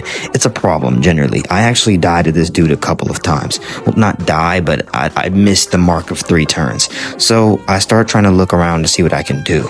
Now, I only have 1 accessory in my inventory, which nulls daze, and I give it to Strohl. But as for everyone else, I don't really know what to do, especially since he starts first, so he immediately just starts out the gate with daze. There's nothing I can really do, besides hopefully get lucky and hope he doesn't hit me. It takes basically 5 whole ass attempts for one of his dazes to miss, and his AoE fizz missed Hulkenburg, so this gives me a huge advantage, and I'm able to take him out within the 3 turn limit. Damn, this fight was annoying. For all that we strive for! There you go, whelps. To ever greater height. We get to the last area, and it's just a bunch of soldiers on one deck. But thankfully, Hulkenburg and Strohl are able to pull off like a diversion, and now we just have to take out these 2 sergeants. Now, this fight is actually pretty hard for me, and low-key, it was a problem for a little bit. First off, let me take you through it. So the guy on the left will always spam Mage Almighty, which is meant like Megidolaun, but it's not really a problem, not too much at least. And the guy on the right just uses like bare bones slash attacks. As long as he doesn't crit you, you should be good. Now the issue here though is that there's 2 of them, and I have to take them out in under 3 turns. And not gonna lie, they are kinda tanky. My first attempt goes to shit because I just couldn't kill them in time. Okay, damn, that sucks. My second attempt, I change my inheritance around. I give Sleepy Shot to Strohl, and I give Hulkenburg Sleepy Shot as well, and I also give the MC Lightning because these are the weaknesses that they have, and I try again. But on my second attempt, I'm still a little short, and I still couldn't clear it, and it's like, well, damn. What am I missing here? So I tried again because I thought it was maybe an RNG thing, and I still couldn't pull it off. And I realized that my equipment is low-key kind of shit. Yeah, I might actually have to leave and go back, because that's kind of the only option here. I can't really grind anywhere at the moment, and I'm pretty sure my equipment has been lacking for a bit, so it's time to do some quick shopping. I buy some new weapons for the crew, and I definitely did need those enhancements because, wow, we were behind a little bit. I can already start getting weapons that were in the 260s, the 280s. I didn't even have that kind of stuff. And when we come back, they rightfully get their asses kicked, like I thought. It was kind of just a damage thing, yeah. I still barely made it, which says a lot, to be honest, but we pulled it off, so a win's a win. After defeating those 2, the route is secured, meaning that there's nothing else to do on the cherry dress until the soiree comes around. Now, the last thing I have to do before I can chill and do some follower links is the Forsaken Tower. Before we even make it to Forsaken Tower, we got 2 gauntlet runners trying to ambush us. Damn, we gotta be popular. But yeah, the first person to ambush us is this girl that's really obsessed with gauntlet runners, and she actually compliments our own, but she still wants to fight us. She basically uses a bunch of igniter magic, but since I have Hulkenburg's synthesis, the magic shield, none of that is touching me, and she gets absolutely destroyed. Next, we have Catherina, who does have a good arsenal now. She has a heal skill that heals her for 600 HP, which actually is not too bad. And she also has this, like, weakness inflicting strike skill, where if she hits you with it, you're now weak to strike for 1 turn. It can actually be pretty scary. But again, Catherina's, as I mentioned before, if you just heal and revive and you play patiently, she'll get taken out, and so that's 2 of them done. We get Catherina to rank 4, and we finally make it to the Forsaken Tower, and we head in. Now, the enemies here are mostly my level, but there's a few ones that are stronger than me, but it's nothing a couple of ambushes can't fix. But I think the funnest thing about this area is that there's these kamikaze octopuses, and if you even get close of like a freaking 5-mile radius within them. They'll just blow themselves up. It's kind of funny, but yeah, don't get hit by this because you might just die in outer world, and that would be embarrassing. But yeah, eventually I make it to the top. Now the boss floor is a giant ogre, and he basically is weak to dark, so I already put my inheritance with everyone inheriting darkness skills, and we just went to town. Now, it's not really like a hard fight. Like, honestly, just make sure that you have a Rakukaja on everyone and make sure that you're in the back row, because with everyone using magic, there's no reason to be in the front row, meaning that his damage isn't as bad as you would think it is. I mean, no, if he hits me a couple of times, I still will just immediately blow up and die, but I just play very patiently, keep my healing up with Hulkenburg. I also use her strike skill, as I've mentioned before, and I got his evasion to -3, so he wasn't really hitting me after a certain point, and I was able to beat him on my first attempt. When we get back, I collect my prizes and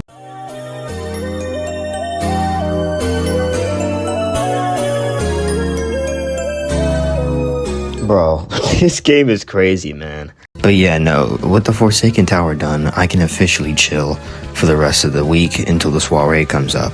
So I just spend time getting follower links. I max out Strohl, so that's the first thing, the first link maxed out in this run. And I just continue to do links for the rest of the period. The day of the soiree comes around, Louise introduces us to his crew, and everyone's just kind of vibing.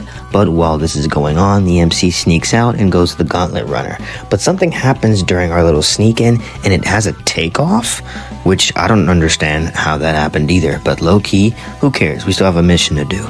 We sneak in his quarters, and we try to look for the cure to the prince's curse.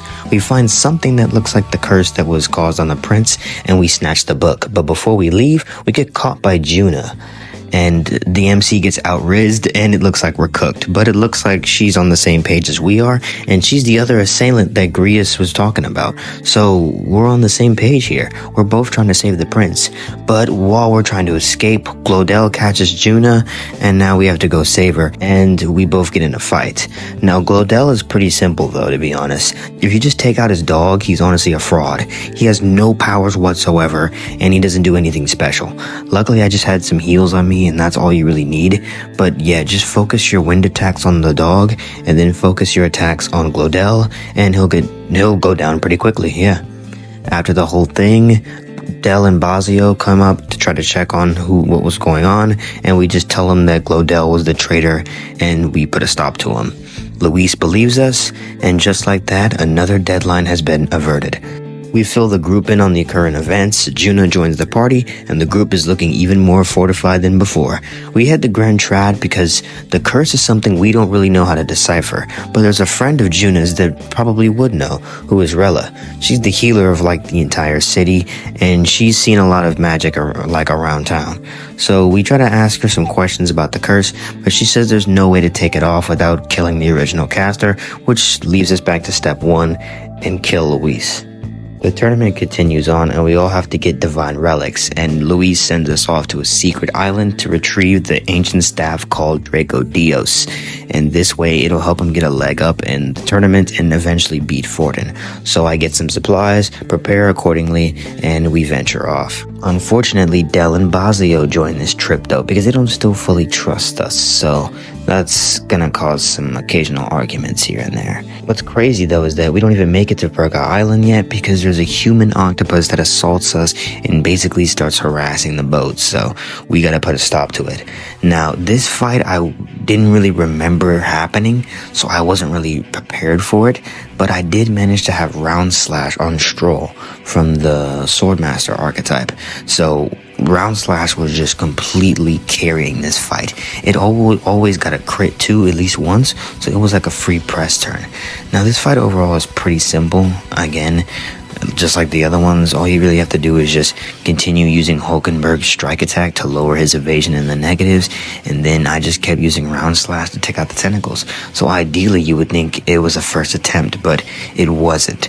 See, this octopus has a skill that's called random strike, and again, it sounds like it's a pretty mundane, boring skill, right? Well, it's quite the opposite, because it hits hard. Not only does it hit hard, but for some reason, despite him being at -3 accuracy, he still hit me all the fucking time. And if you get crit, it's just it's just lights out. You're just dead. So the first attempt was low-key a bust, but that's only because I had Junah in my party preserved there for whatever reason. So the next battle, like on my second attempt, I just swapped her in for Heismay, buffed up my defense with Heismay, and I did the same thing again, and I was able to take him out on my second attempt. We get thrown in prison because we end up drinking the water that Eupha was bathing on. Oh, nah, man. What the hell? But, like, yeah, basically, we get thrown in the cell. And also the crier is here, so I guess bro had the same idea that we had of coming to this island. But, yeah, so eventually we get broken out, and we see that her brother, Edeni, I think it's called, yeah, Edeni, is all fucked up because the whole plan of sacrificing her to the dragon god to keep the dragon god happy did not work, and it just went all awry. So we help him out, and he asks us to save Eupha before a certain deadline, getting us back to another deadline segment. And you know what that means: more follower links, more requests, the usual stuff. You know how it goes. Now, first off, before we actually even do the deadline, we have to get this potion of blight so we can burn the tree at the entrance, and then we can get in. But like, that's a simple fetch quest, so there's really not much to talk about there. Now, in terms of this month, there's tons of new stuff to do again. I have a few requests to do. There's a new bounty at the recruitment center. Also, Junah has her own little request, and if I do this request, it'll unlock her follower link. Now, I'm not even gonna hold you. Junah was not much help to me in this run. I just didn't use her archetype too much at all, and I didn't really use her too much at all either. I just occasionally needed her for some fire damage, and that was about it. So yeah, honestly, I could skip this part, but I really need the level up, so I will do it. But genuinely, I don't really care for Junah, like, gameplay wise. When I head to Junah's dungeon, you guys already know the drill. It's the same thing. I just collect the loot, beat all the enemies, and I eventually make it to the final boss. Now, when I make it there, it's just a bird reskin that I've already fought like 4 times now, but he also has Peck of Death, just like the other ones I've fought. So I just need to make sure I have a Maruka Kaja on me, which thankfully Heismay does for me. And with Hulkenburg's synthesis that I've been abusing basically now, it just allows me to block whatever element he likes throwing at me, so that's another easy fight done. Next up on my list was doing the recruitment center bounty, and honestly I was kind of over my head here. Now, I did not know, but the enemies here were much stronger than me. The goblins were stronger, but not by a large margin. They were still like susceptible to just dying to a few ambushes. Also, a lot of the goblins here are weak to forget, so whenever I used Heismay's dark sword, it was almost like a 100% forget on them, so that made things kind of easier. But when I got to the final boss of this area, the Cyclops, he was freaking level 52. I'm only 38, so yeah, that's quite the gap. Now, he still got his ass kicked though, and it's kind of funny because he has 2 goblins on the side. They're supposed to keep up with like magic damage and Dakunda, but if I inflict them with forget, obviously they can't use skills, so I was able to debuff the Cyclops' evasion to -3, and they kept spamming Dakunda and they couldn't use it because they were inflicted with forget.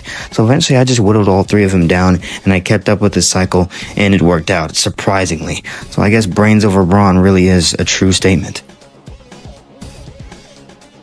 After getting back, the game reminded me about the Colosseum, which will be very more important later in the run for different accessories and loot. But yeah, now it's officially time. With nothing else to do, it's time to head into the deadline dungeon. Now, the first thing we have to do though is pour the potion of blight on this tree, which sparks it into a boss fight.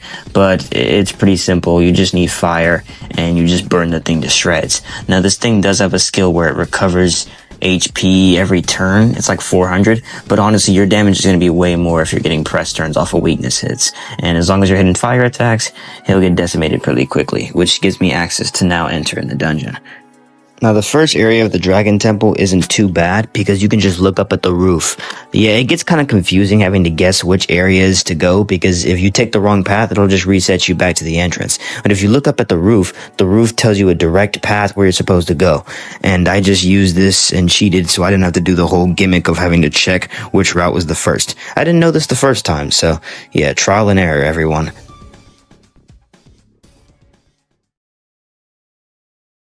By the way, guys, you knew this was coming. This is rant number 2. You knew this part was coming.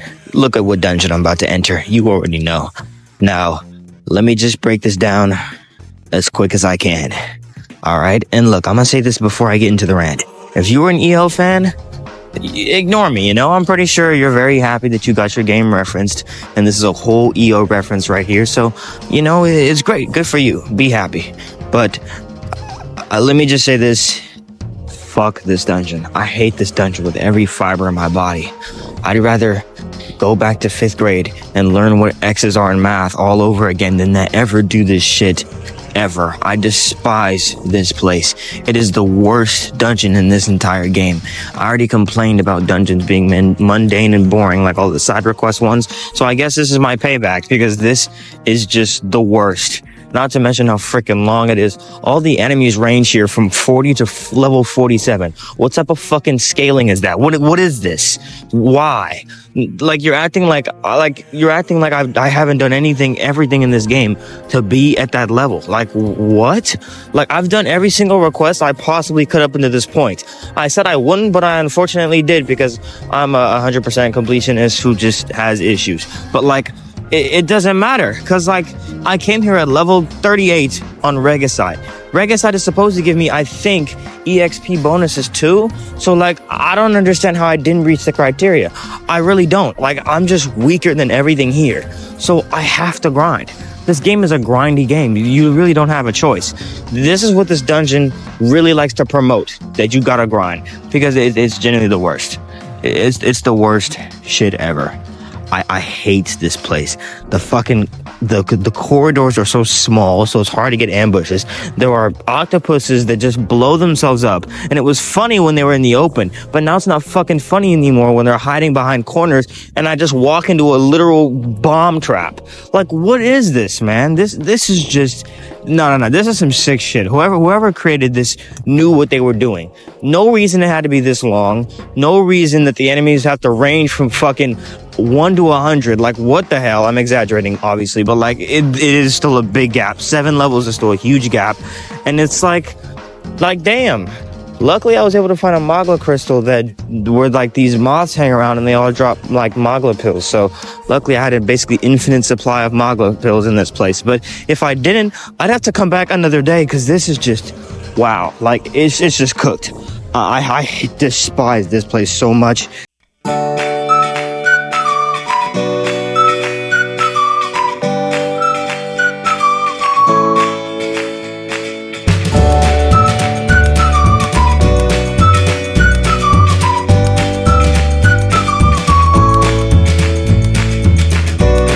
Anyway, back to the run. So I came here at like level 38 and now I left here at like level 48. So if that doesn't scream poor fundamentals, I don't know what does.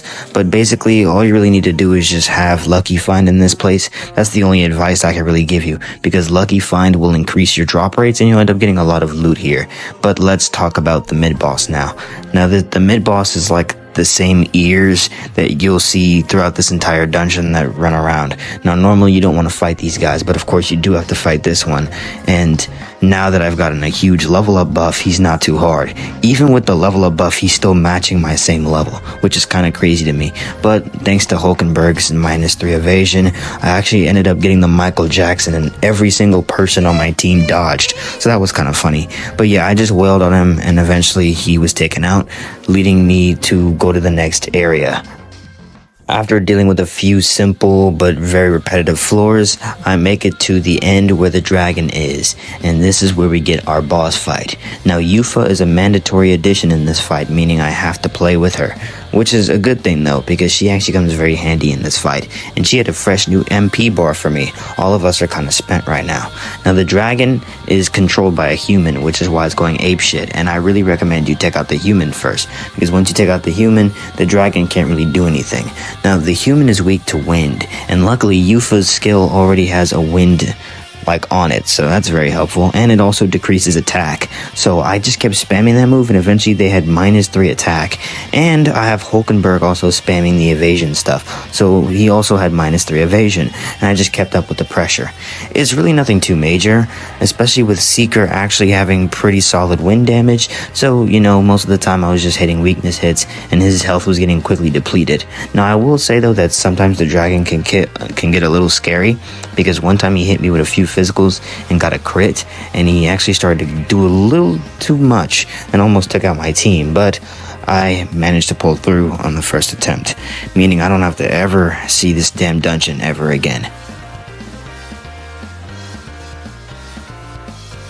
But just because we defeated the dragon doesn't mean we defeated the human. The human ends up running back to Virga Island and causing turmoil. So we have to put it down for good this time.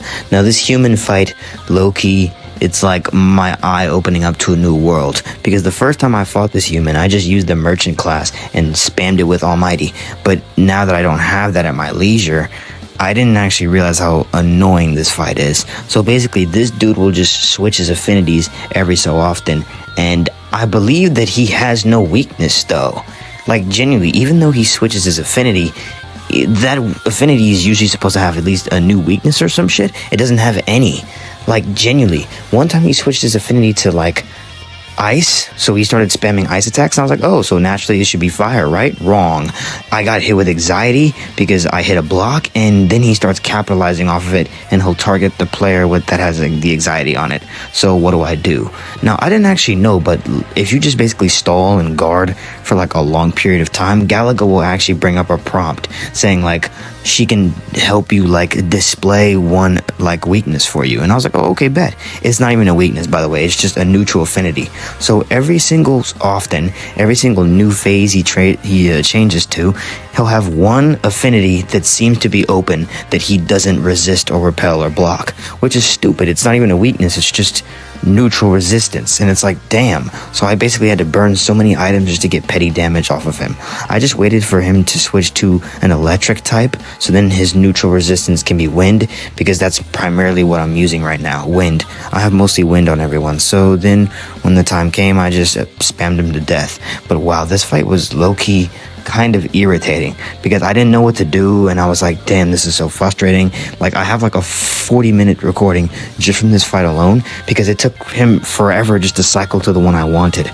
So stupid. I wish I had Almighty. Was needed.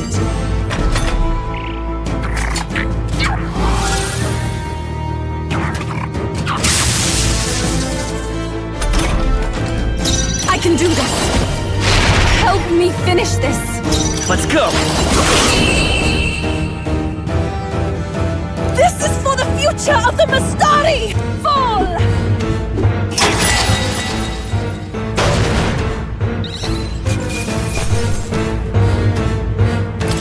I'm capable too! Does it seem that I've grown stronger? After that dungeon's completed, Draco Diaz has been secured, Eupha joins the team, and we save the village, making us temporary heroes.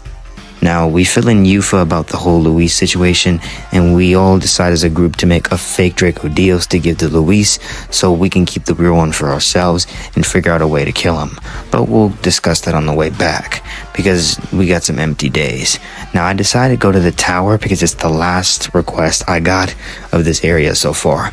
Well, actually, now that we just saved Eupha, her request is opened up too, but it's all covered in heat right now. So we'll go on another day when the weather is good. Unfortunately, my dumbass wasn't paying attention though, because this place also has a heat wave, and I didn't know that until I had to show up and find out the hard way. And yeah, I'm not dealing with it for the second time. God damn it, man. You know what? Again, I'm not gonna rant. I've already done my rants. I'm not gonna do any more. But I will say this. I don't understand why all bad weather has to be no press turns for you. Why can't it like correlate to like actually in-game realism? You know what I mean? Like, why can't it be like, if there's a heat wave, then heat damage does more? Or like, if there's a sandstorm, then your agility is lowered. Like, wouldn't that make more sense in-game? But no, they just make it, if there's bad weather, you get no press turns. Like, are you serious? Like, that's so dumb. Like, why couldn't they do it like how P5 did it? But anyway, I skipped most of the enemies here. If they can get insta-killed in Outer World, I'm not fighting them, because I'm saving up all my resources for the last boss here. When I get to the boss floor, surprise, it's the same damn bird that I've already fought multiple times. It's just this one is reskinned and given different affinities and elements. This one is weak to fire and has a strength against wind. So obviously he spams wind AoEs. Now once again, Hulkenburg is just going to be my magic shield bot over and over, while the MC and Junah are going to focus on fire damage, and I got Heismay on standby. And this keeps up basically the entire time. I mean, yeah, that's about it. The storm really didn't change anything, because I was going to do this anyway. If anything, the storm just made the process longer. So, and had me use a few MP restoratives, that's about it, really. I guess all my complaining wasn't even warranted. And this is what I'm talking about bad weather. Because I can't even go to Eupha's dungeon right now, because all 3 days have bad weather. It's like, are you kidding me? So I have nothing else to do besides just doing follower links for the rest of the, period. Until I talk to her goated brother and bro says, yeah, fuck this bad weather. I can just change it for you. My goat. Now, next time he's going to charge me for it, and I don't blame him, but I don't think I'm going to have to ask him after this. This should just be a one and done thing. So I asked him to change the weather. It works. And now I can finally head into Eupha's dungeon before we get into the next arc. Now, going into Eupha's side request dungeon, there's nothing really noteworthy in here. Everything I've done for the other side request dungeons in this video that I've explained, it's just a repeat of that, so yeah. And even the last boss of this area doesn't do anything too special. Just exploit his weakness of fire, and you'll be good. So I get Eupha's follower link, and it's finally time to move to the next best arc.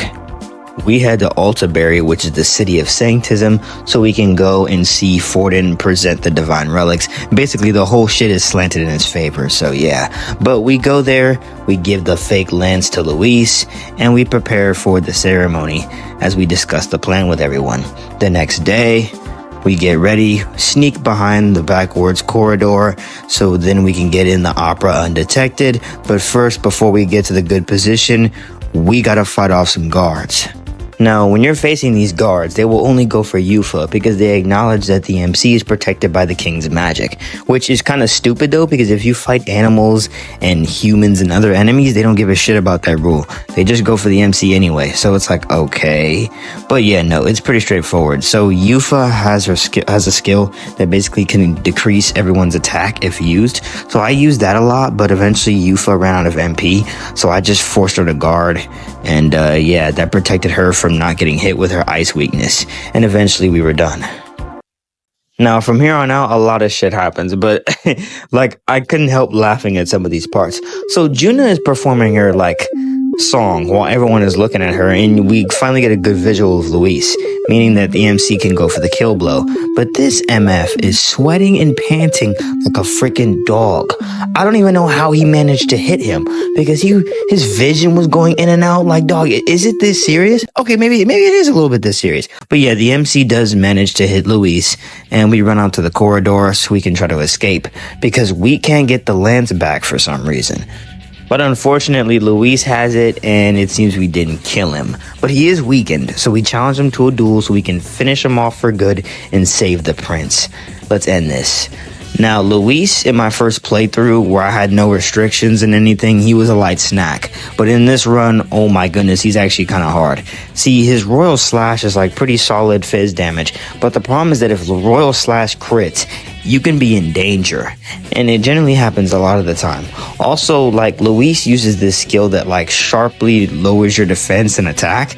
It's the defense that's the main issue here. I think it's by 2 ranks, but yeah, defense at -2 against Louise is a huge problem.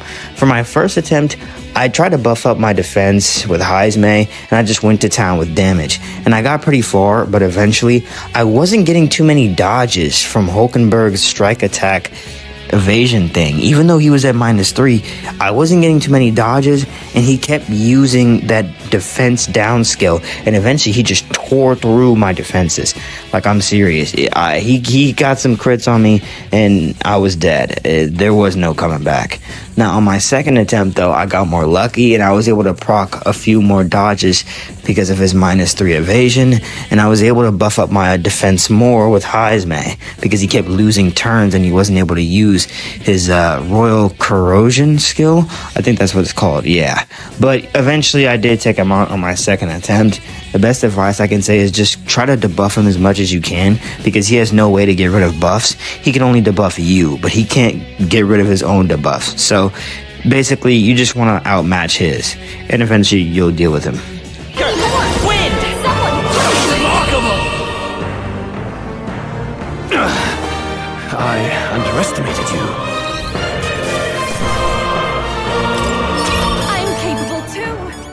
Louise falls through the ceiling and is presumed to be dead. And this is where we get a bunch of goofy events. Like, for the most part, this plot makes sense. But, like, can we just talk about how Forden is all like, oh my god, what happened to Louise? When you damn well know he would be laughing and smiling. Like, I don't want to hear shit from you, Forden. Like, we already know he's cheesing right now, thinking his main op is dead. But we not even going to talk about that right now. But yeah, we explained that the traitor was Louise, and that's why we killed him. And Forden congratulates us, and he takes our staff. Later that night, we realize we didn't do shit, though, because the prince is still under the curse, and we realize that it's probably Forden who did it. So we press Forden about it, but it's pretty clear that he's in a position of power where none of us can really touch him right now. He's got the staff, Louise is dead, and he's got like nearly all of the support of the people. Until, guess who comes out of the shadows?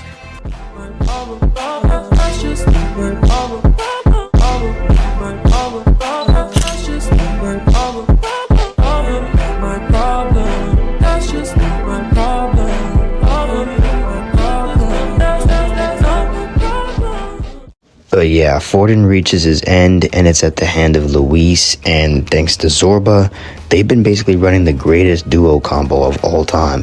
But yeah, Louise starts talking crazy and aims a staff at a bunch of kids, which luckily got blocked by Del and Basilio, but Del did not make it. Now, Basilio gets his awakening, and later the next day we find out that Rella is going to be replacing Forden, which is crazy because Forden literally just died, but whatever, I guess. Sanctus leaders are just impatient. But yeah, eventually Rella announces this at like a hearing, and a bunch of people are there, so of course Louise has to make his appearance, and he also gets the king to take off the protection magic, meaning that Draco Dios is now ours. Nice, I'll take it. Now later we find out also that Rella is the one that cursed the prince. Like, this came out of nowhere, low-key. Like, she started acting completely out of character, and it was honestly kind of crazy, and she teleports to some type of unknown whereabout place that she says Junah should know about, and we've got to give chase. Because the gauntlet runner flies now, we were able to make it to the location pretty fast, and we find out that Rella isn't really bad, but she was doing it for a specific reason. She did it to protect Junah, and in order for us to figure out what that reason is, she wants us to defeat an ice dragon to show our resolve, to prove that we're worthy of being a candidate.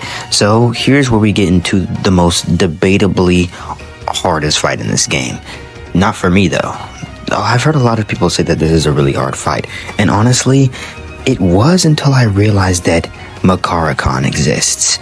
Now, I basically have been saving up tons of leaves this entire run, because unless I absolutely need to use my leaves, I haven't been using them on anything. So I dumped all my leaves into maxing out the Faker class for the MC, Hulkenburg, and for Heismay, because the last skill on the Faker class is Makara-Khan. And with Makara-Khan, well, I think you know how this fight is going to go now. See, in the first phase, Rella will assist the dragon, giving him a barrier, meaning that he knows all elements. However, when the dragon clashes with my Makara-Khan, it cancels out the barrier, meaning that the barrier is no longer there. So the dragon is completely open to all my fire attacks. Now, normally if I decide to hit the barrier, I would lose 2 turns, but the Makara-Khan strategy is perfect because both of the attacks just cancel out. So in the second phase, Rella will basically give her life force to the dragon, and she's completely exhausted, so she's not going to be in this fight. So the dragon doesn't have a barrier? Well, say less.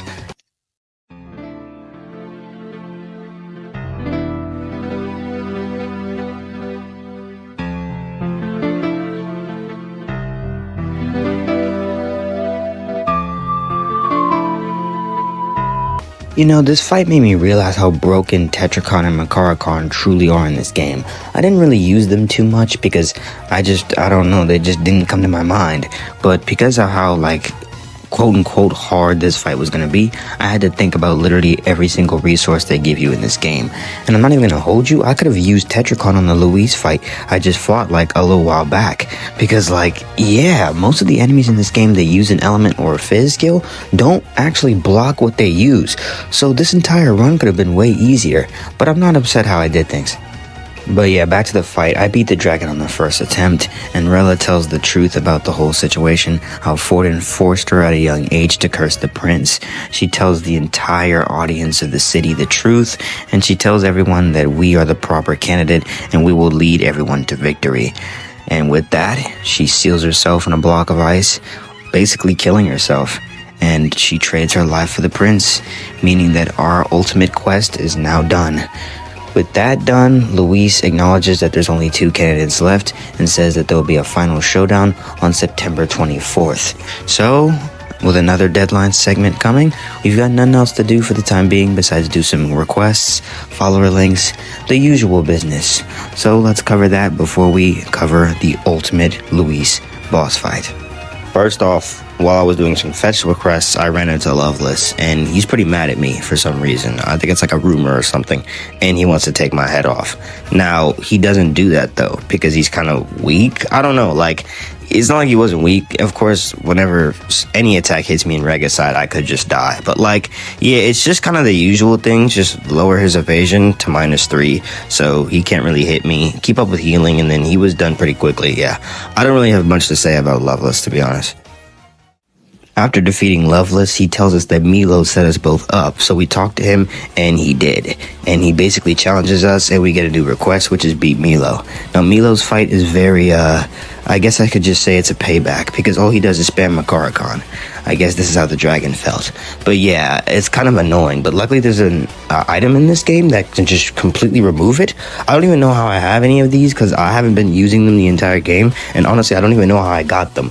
But yeah, I burned through all of them in this fight until I had no more, and he only had a little bit of health left, and I didn't have any more though, so he just kept putting up Makaracons and I couldn't take them off. However, I just did what I did with the dragon, which is put Makaracon on myself, wait for him to hit me so the barriers cancel each other out, and then use open to weaknesses again. And yeah, that was pretty much it. The only issue is that he has charm, so be careful of that, because Hulkenburg tried to heal him a few times, but besides that, I had no issues. And Eupha also roasted the crap out of him, so insult to injury. Oh yeah, I forgot to mention, but on the way to Milo's Gauntlet Runner, I also maxed out Heismay, so that's another link done. Now in this small interval, I don't have a lot of time, and I got 2 requests to do, and they both have bad weather right now. On the 3rd day, it looks like they're sunny, but I want to get them done now, so I go to Edeni, and I try to see if he can help me out with the weather again. I said I wouldn't need his services again, but I guess I was wrong.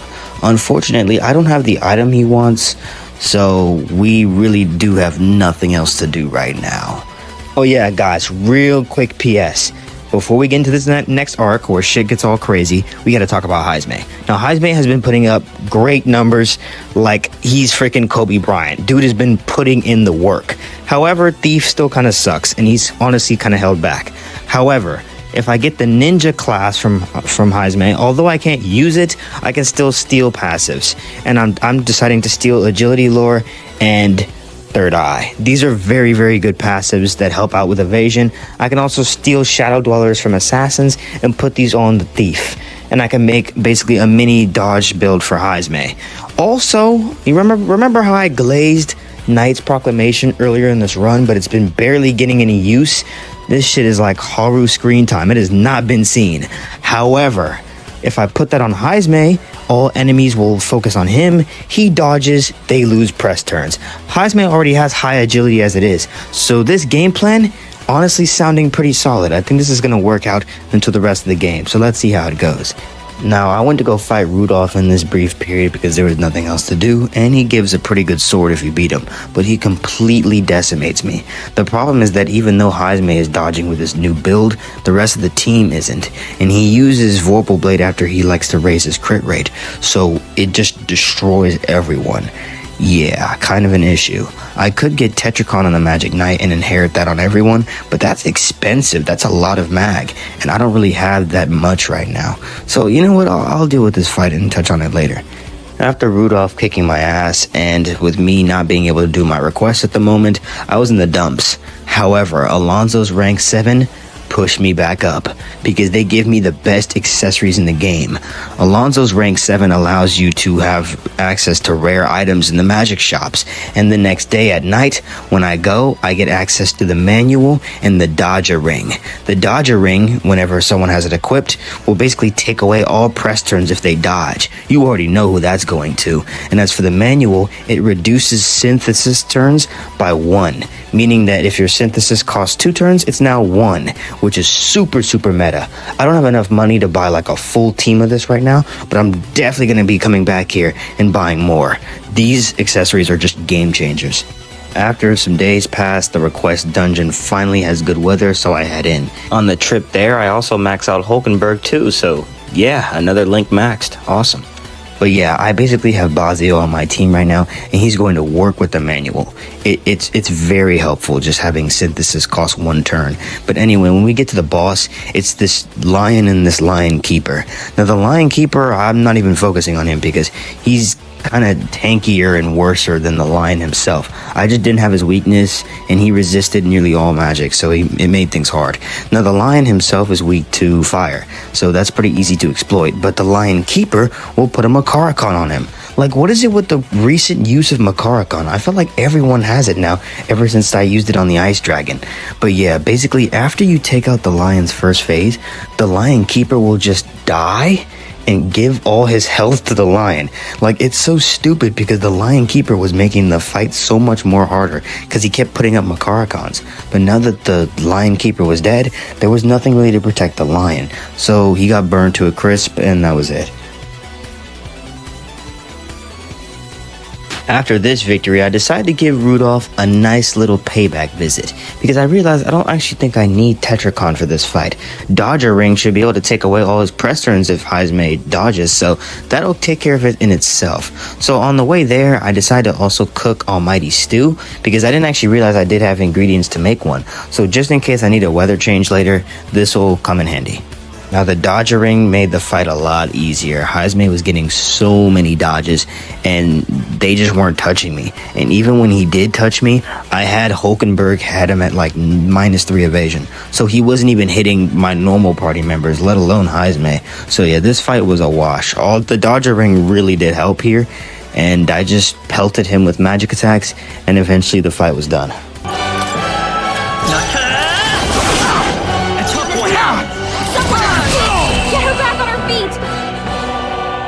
Oi, you alright, old man? Gonna leave a nasty scar, that. Ah, you! Silence! Even the Parapus would pity me now! I will not suffer such shame! That we come from to... Tis as Basilio's.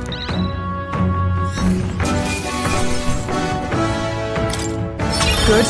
Tis done. Not bad at all. As the days inch closer to the final battle, I max out Alonso's link, another finished follower link done, and now there's only one request dungeon left, which also has bad weather again. It literally just had bad weather, and it was only sunny for 1 day.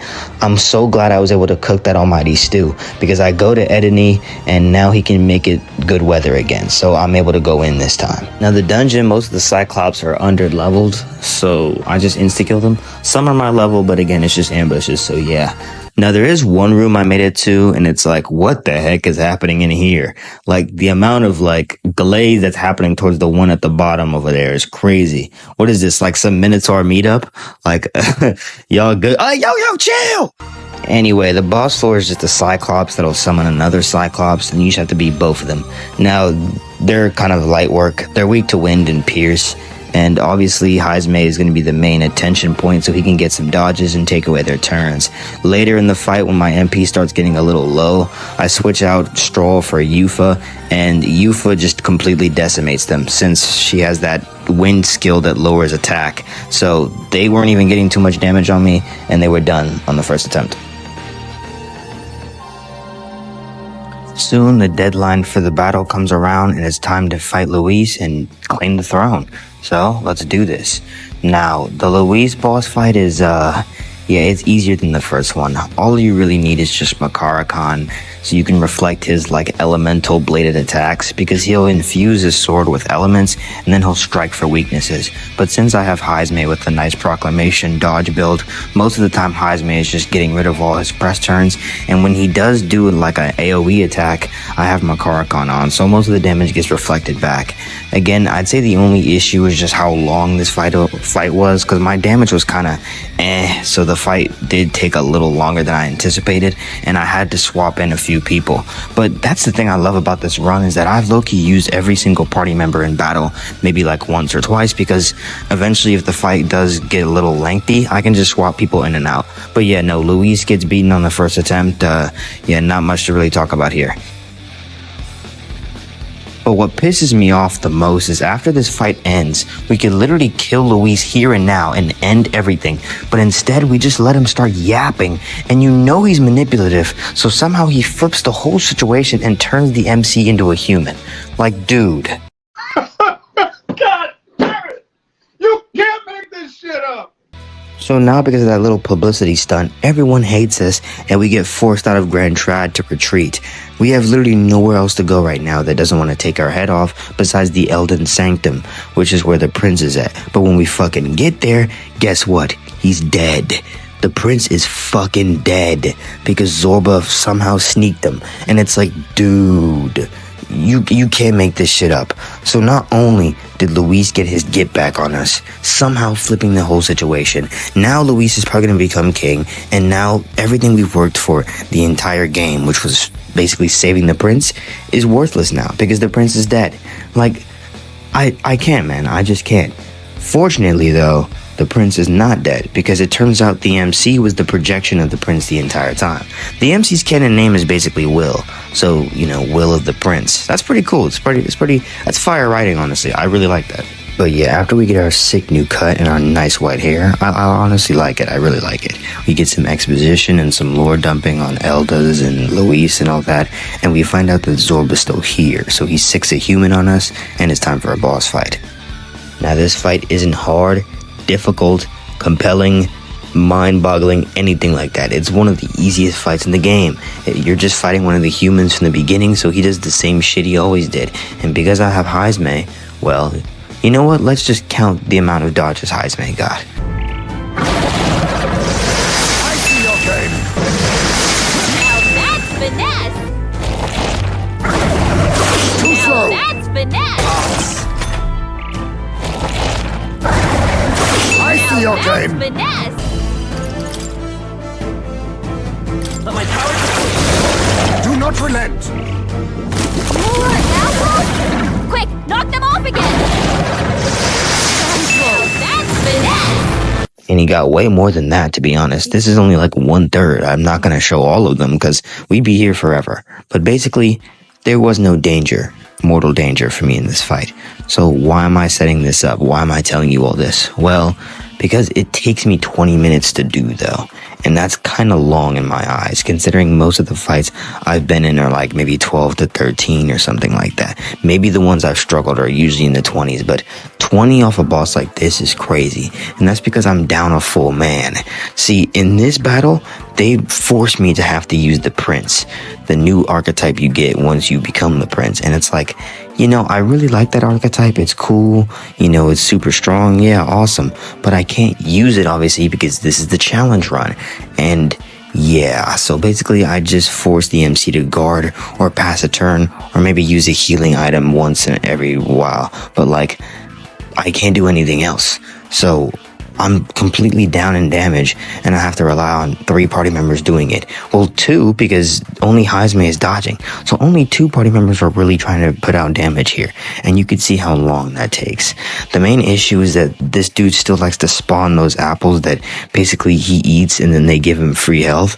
See, even though Gallica still has her prompt, it's not like every time he pulls up the apples, she's there. It's every blue moon she takes off the apples. So I'm trying to outdamage his healing, which is like 1,000 with only 2 characters. Like, what the hell, man? So of course this does take a while, but yeah, eventually I do take him out. After beating the human and returning back to Grand Trad, it's a mess. It reminds me of like when the Persona 4 killer was finally able to be caught and he was just waiting for us and things just started deteriorating in the city. People started losing their minds. There was fog everywhere. It's basically this because the sky is blood red and people are just like fighting and killing each other and yelling. It's bad. And we've only been gone 1 day. That just shows Louise is not it, man. But yeah, basically we get our new deadline, which is stop Louise at the Royal Palace in the sky. And it's called Skybound Avatar. I will not be doing this though till the very last day though, because there's a lot of shit to do in this 30-day period.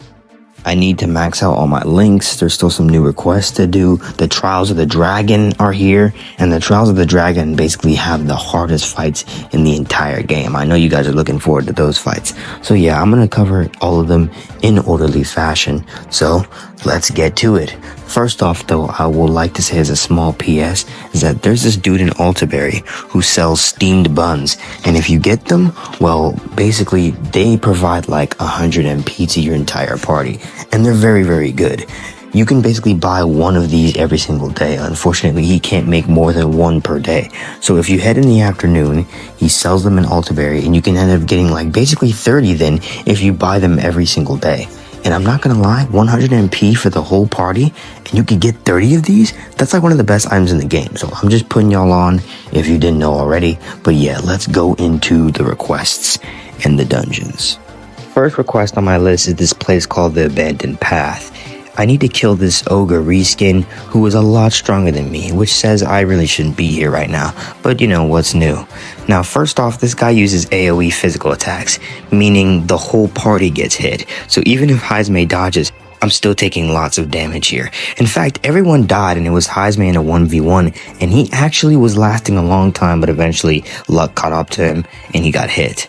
Now on the second attempt, I realized that there's an item I had in my inventory that functions as a Dacunda, and if you use it on him, it kind of breaks his AI and he won't go for the attack anymore because he likes to have those buffs on.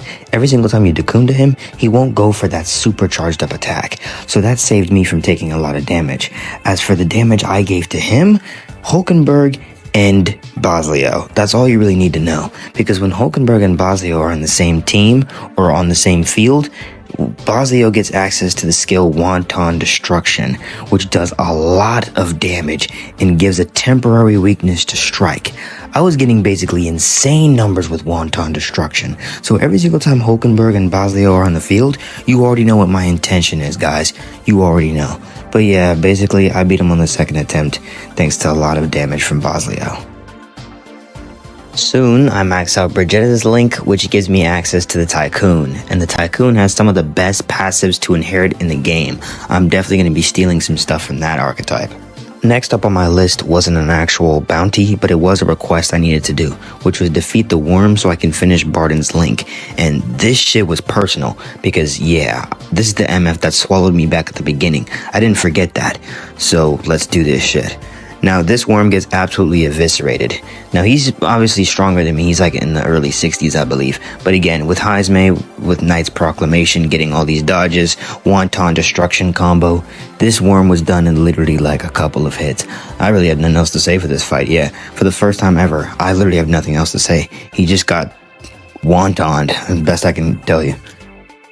Shortly after this, Junah gets maxed out as well, and so does Maria. And we also give this lady our bathwater. Yes, I'm not kidding, that's literally what happens. We literally just give a person our bathwater and get paid for it. You can't make this shit up, man.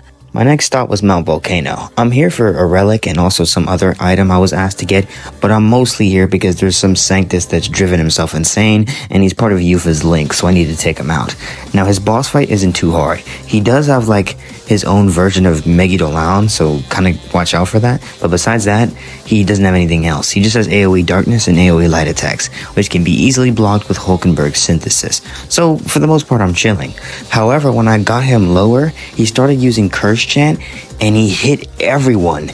And then he followed it up with Darkness, so we all just died, besides Heismay. And once again, Heismay's already tried to solo a boss, but he couldn't do it. Well, this time, he fucking did. He actually was able to beat this dude all on his own because he just would not get hit after that. Bro just refused to get touched after that. But yeah, no, I mean, I wasn't complaining. I'll take it. I'm not getting the EXP, but you know what? It's all good. The next day, I give back the item from Mount Volcano to the dude that asked for it, and I also get one of the best warrior blades in the game, the Great Sword. This thing has MP synthesis on it, and it basically just increases synthesis damage. So I'm pretty sure Strohl is going to be very happy to have this. After this, I ended up maxing out Barton's Link, and I prepared to enter the next dungeon, which was slaying a bunch of bandits. Now the bandit boss is pretty strong. At the time, I didn't know his weakness, but I still was able to beat him because obviously Heismay, and I just tore him up with Wanton Destruction. Also, you can target his little friends on the side for simple press turns because most of them are weak to fire. But what I didn't know was after this fight, there's an immediate fight right after it, which was a human, and obviously I was kind of beat up. I mean, I didn't have my MP at the best place, you know what I'm saying? Like, I wasn't in the good position to just straight fight this thing, so I got absolutely destroyed. It didn't help when I looked up his level and I realized how far away he was from me. He was genuinely like almost 70 and I was 55. That's a 15 level gap. So I decided to genuinely grind about 4 to 5 levels here, and I got myself to 59, prepped my inheritance better, and I prepared and strategized after looking up the boss's moves, and I prepared myself for the rematch of both of these back-to-back fights. Now in the bandit fight round 2, I knew that his weakness was now light, so I had already come prepared and gave light to Junah, with her having a really high magic attack stat, and yeah, it was pretty much GG's. We just pelted him with light attacks, I exploited his friend's weaknesses, and we were done pretty soon. Now in terms of the human fight, I actually had to sub Heismay out, because this human relies a lot on magic attacks, and one of those magics is Heismay's weakness, which is Alec. Now again, I believe in Heismay's dodging abilities, but sometimes he does get hit, and if he's gonna get hit, I'd rather it just be a move he's neutral to, not his weakness, giving the boss more turns. So I decided to sub him out for Strohl. I had Strohl on Dekaja duty so he can constantly keep the boss in check, because this thing was always trying to buff itself. Like instantly after the Dekaja was gone, and after all his buffs were gone, he would just put the buffs right back. So I basically had Strohl on full-time Dekaja duty. In terms of Hulkenburg, she was on full magic shield duty to keep the magic damage off of us, and as for Basilio, he was on wanton destruction duty. Since this boss is already naturally weak to strike, it made things even easier, and eventually he fell down.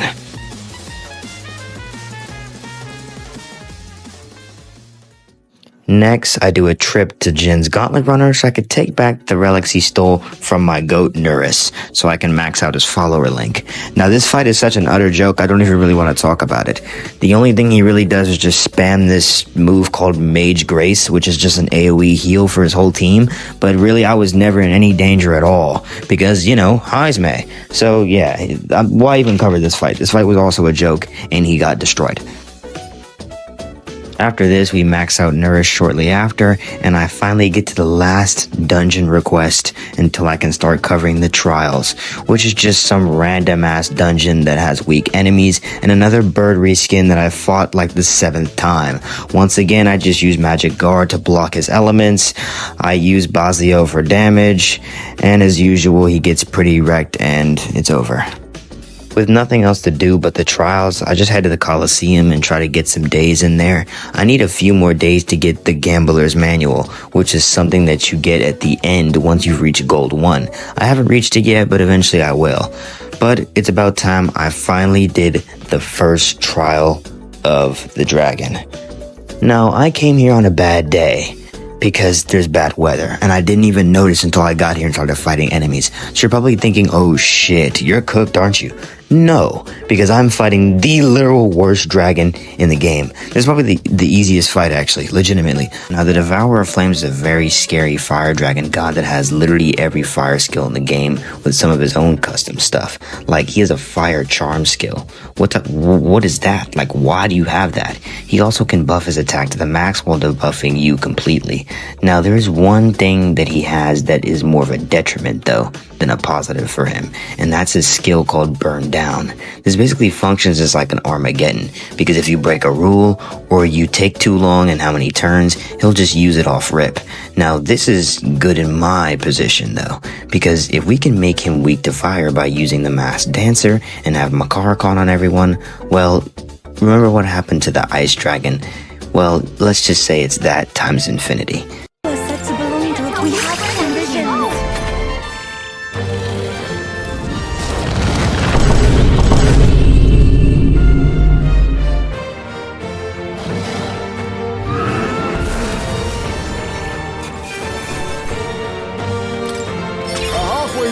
result. After defeating the dragon, we get some nullfire armor, which I'll gladly give to the MC for his seeker. And when I get back, I max out Moore's follower link, which adds another one to the finished collection. After that, I arrived at the next dragon location and, play the serious music cause, shit's about to get wild. Now, I chose the Devourer of Nations, which is a pretty strong dragon. Compared to the Devourer of Flames, though, you can't really cheese him. You kinda do have to fight him earnestly. Now, at least he doesn't really have any repels, and he doesn't really have like a skill that can just end your life like burn down, so that's good at least, but he does have some problems in its own. Now, first off, this dude really loves press turns, and he's basically the new Mott. He basically can just summon like 5 on command whenever he wants to. Also, unlike the previous fight, Makarakan is banned, so if you put on a Makarakan, he'll just use this skill called All Reset, which takes away every single buff out there, so yeah, you don't want to do that. Now, I'm pretty sure you can put on general buffs in this fight. You just can't put on Makarakan or Tetrakan because that's an instantly like rule break and he'll just reset all your buffs. With all the press turns he has, basically trying to tank all these barrage of hits is out the question. We won't have enough time to attack him because we'll be too busy on the defensive. So once again, I think you already know where I'm going with this. Knight's Proclamation Heismay and hope he dodges. Again, if he dodges, that's all the press turns gone. So then I can start focusing on attacking. But again, yeah, if Heismay doesn't dodge, we are essentially all dead. That's just how it works. And I do get some pretty shitty RNG for the first couple of fights. But let me tell you what happened on my winning attempt. So here are the roles I had everyone on. I had Hulkenburg and Basilio on the team, obviously because I wanted access to Wanton Destruction. Wanton Destruction was mostly putting in the good numbers here. I had the MC on standby, but I did give him a Mage Igniter that has Concentrate in it. So just in case I wanted to do a concentrated silo, it would do some pretty actually good damage. Now as for Hulkenburg, she was also kind of on standby, but I also had her mostly using her strike attack skill that lowers evasion, so it would, lower his chance of hitting Heismay, and I had Heismay on Knight's Proclamation duty. One other thing to mention though is I also had the MC on healing duty and MP duty, because there's 2 passives that the MC is carrying right now, which are from the Tycoon and Merchant. They're item passives. One of them is called Item Connoisseur, which basically boosts the effect of like consumables. So like normally, let's say if I'm using a low HP move that heals my party for like 100, well, if I have these 2 passives on, it boosts the effect of the consumable, so it would be like 300 HP actually instead of only a measly 100. This also works with MP items, so basically he's gonna be stuck on like healing and restoring, all that stuff. You know how it is. With everyone sticking to their roles and performing them well, Heismay never getting touched, I was able to beat the Devourer of Nations on my 3rd attempt. Shortly after this, Catherina gets maxed out, and I prepare for the final trial of the dragon. On my way there, on the Gauntlet Runner, Eupha also gets maxed out, and you can't tell me this game doesn't have romance, bruh. Not with this type of dialogue, this is crazy. But yeah, as I head in, it's time to cover the last dragon fight, Devourer of Stars. Let's finish this shit for good. Now, the Devourer of Stars, I didn't really know what to do. I kind of forgot like what his whole stick was. I didn't know if he can generate more turns, what he could do.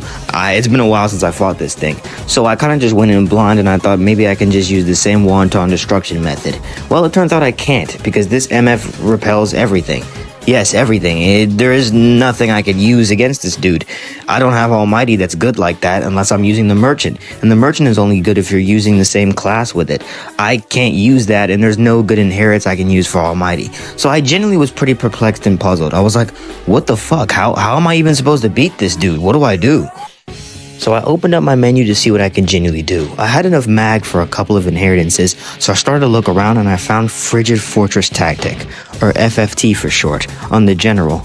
Now this thing is basically like Wanton Destruction but for ice. If you hit any target, it'll inflict them with a temporary weakness. Now the only issue is that Wanton Destruction couldn't work here because in order for me to inflict the weakness to strike, the move has to connect. And well, the dragon repels everything, so how would I do that? Now, for the ice though, there's the Masked Dancer, and the Masked Dancer can use the dance skill to inflict it temporarily weak to ice, and then I could just Frigid Fortress and chain that until it's dead. So I decided to put Frigid Fortress on the MC, Junah, and Eupha, since we're all pretty good magic attackers, and I'm ready for the run back. I was too busy focused on actually trying to hurt this thing, and I forgot to explain its abilities, so let me do that. This Dragon has a skill that can basically like drop everyone's health to 300 for the entire match, so that's kind of scary. And he also basically focuses on a lot of elements, so every single time he goes for a slash attack, he has like poison inflicted within them or whatever. He also doesn't like buffs of any kind. Now, Nations and Flames both allowed certain things, but this dude can only allow debuffs on himself. But he doesn't like buffs on you at all. Even Formation Vigor is gonna get removed. But yeah, after that, I started setting up. I set up his one-time weakness to ice with the Masked Dancer, and after that, it was just Frigid Fortress City. Obviously, Heismay is gonna be on dodge duty because that's the only way we're gonna avoid getting hit, and I kept up with that same strategy. And wow, Frigid Fortress was doing numbers. I was getting a lot of damage, especially when I used the Mage Igniter on the MC. I pulled almost 2,000 damage, and eventually when he got low, he almost killed me with an AoE that got a little scary, but I managed to seal the deal on the second attempt too.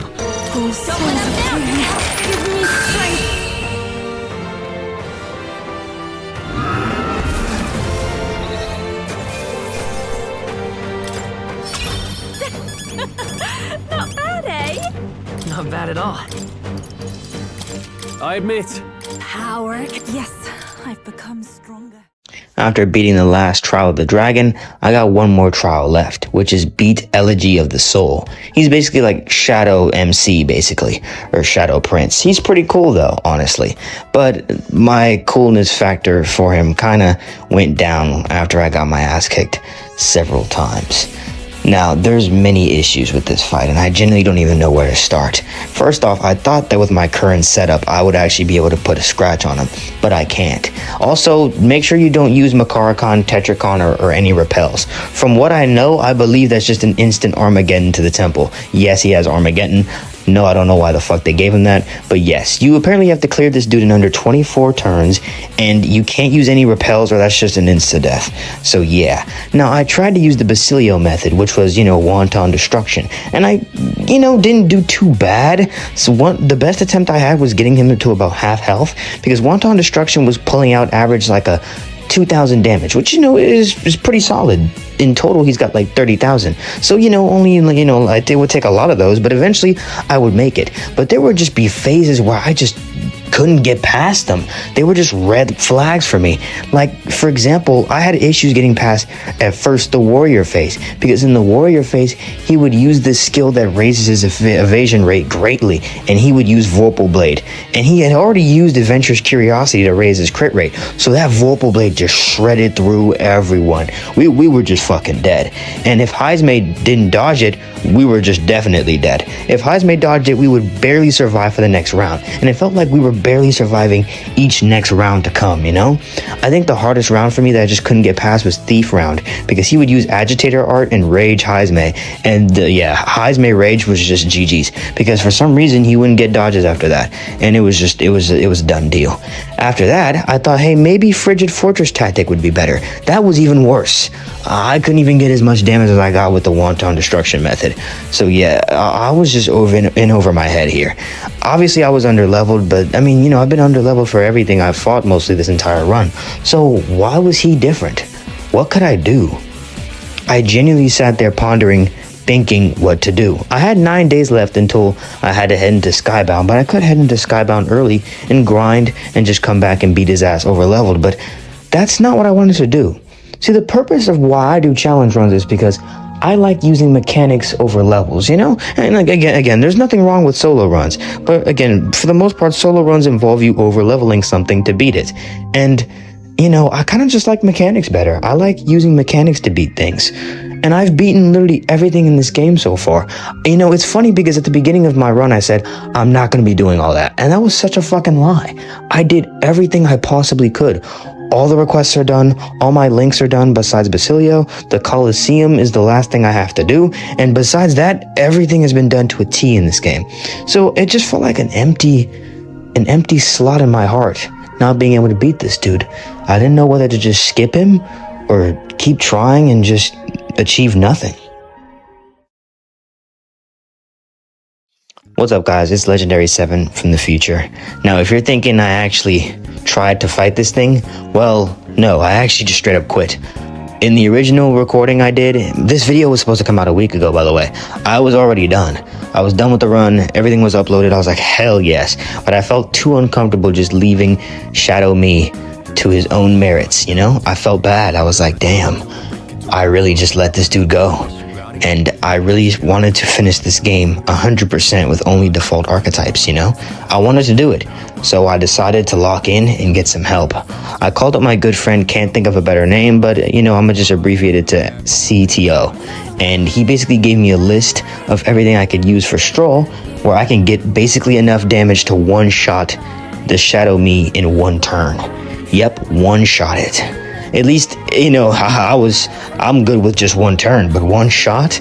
Heck yeah, I'll take anything at this point. So he gave me a list of things that I would need to get that damage threshold, and for the most part, most of the stuff in this list I already had. But there was a few things I was missing, so let me cover how I got them all. Now, my first thing on the list was Gambler's Manual, which you can get at the Coliseum at Gold 1. It has kind of like ranks. You start at Bronze, then you move to Silver, then you go to Gold, and you're basically done, and then you get the Gamblers. Now, the problem is that on Silver 2, one of the fights requires you to use Brawler, and that's kind of stupid. It's the same thing back at the Human at the Elden Sanctum, when they forced me to use Prince. Now, I wish in the beginning of this run I mentioned as a rule that I would be keeping base archetypes unless the game forces me to, because when the game forces me to, it's like, what the fuck do I do? Now, just for the sake of keeping the run alive, I only used items. I didn't use any skills that the Brawler contained whatsoever, because I wanted to make me feel like I was still within the challenge. But if you think this is a rule break, let me know in the comments below. Next up was Ashura's Hands and the 4 skills I needed. Now, Ashura's Hands can be purified at the church after Skybound, so I'll cover that later. As for the skills, well, they're locked behind some pretty expensive archetypes, and I didn't really have a lot of mag at the moment. Now, of course, I was in Skybound now, meaning I could just grind mag off of enemies, but I wanted to save my MP so I can make it to the end of the dungeon in due time. So I decided to think of another way I can actually grind mag, but it's way more slower than you would imagine. First off, by using a certain amount of equipment, you can basically get infinite MP. I had an MP sword that I had appraised back at Altaberry, and I also had an MP accessory, and I also had Master Reveille in my inheritance for the MC. So all of these things combined were basically giving me some nice MP every single time I entered battle.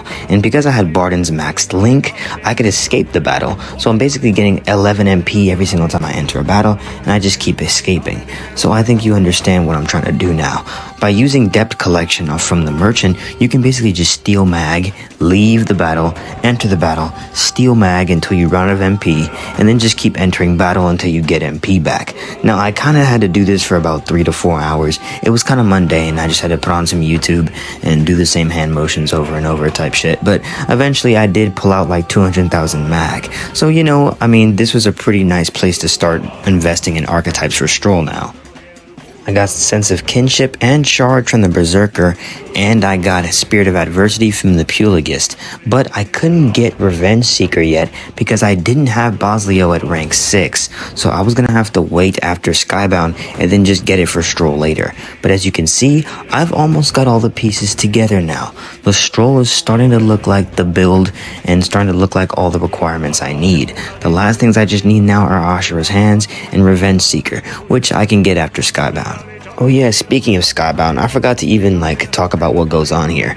Well, it's mostly just exposition stuff of us winning back the favor of the people so we can stand a chance against Louise. And then we also get some visions of the late king and some of the things he did. And you know what, I think it's pretty cool. I love the whole atmosphere of this place, and I really, really love the OST. The song is called Face of the Palace, and man, it's such a banger. The monk goes off. But yeah, most of the enemies here are jokes. I mean, even the mid-bosses, they get completely destroyed by FFT and wanton destruction. You already knew that though, come on now. Now, I did try to test my new Strohl build on Zorba before I made it to Louise, and I think you guys should just look at this clip and you'll understand where I'm coming from. Why won't you shut up and die? Everyone, to the front! You think yourself equal to a U-Chief's agility?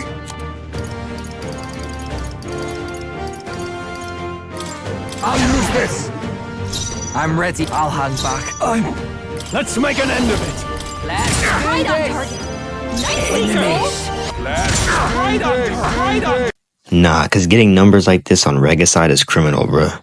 When we get to the final room, we reach Louise, who tries to get us to join his side, but we disagree because I don't want to turn all my friends to humans.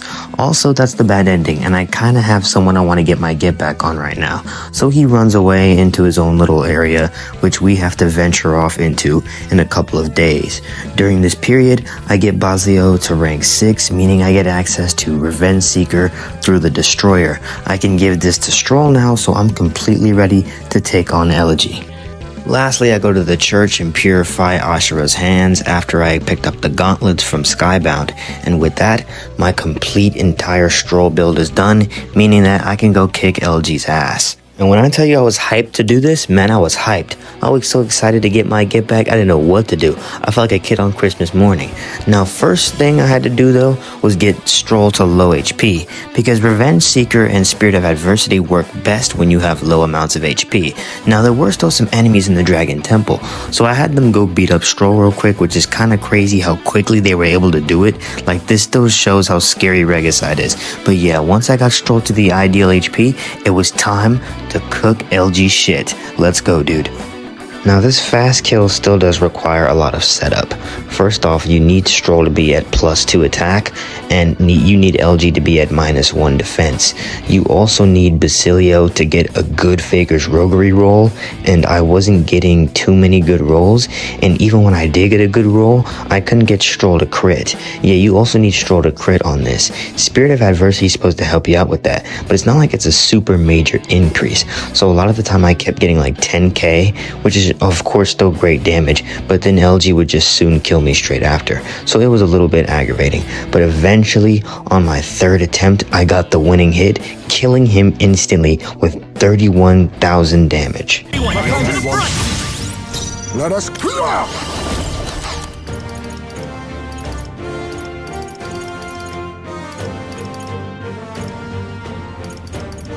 Tis best used. Give me your aid!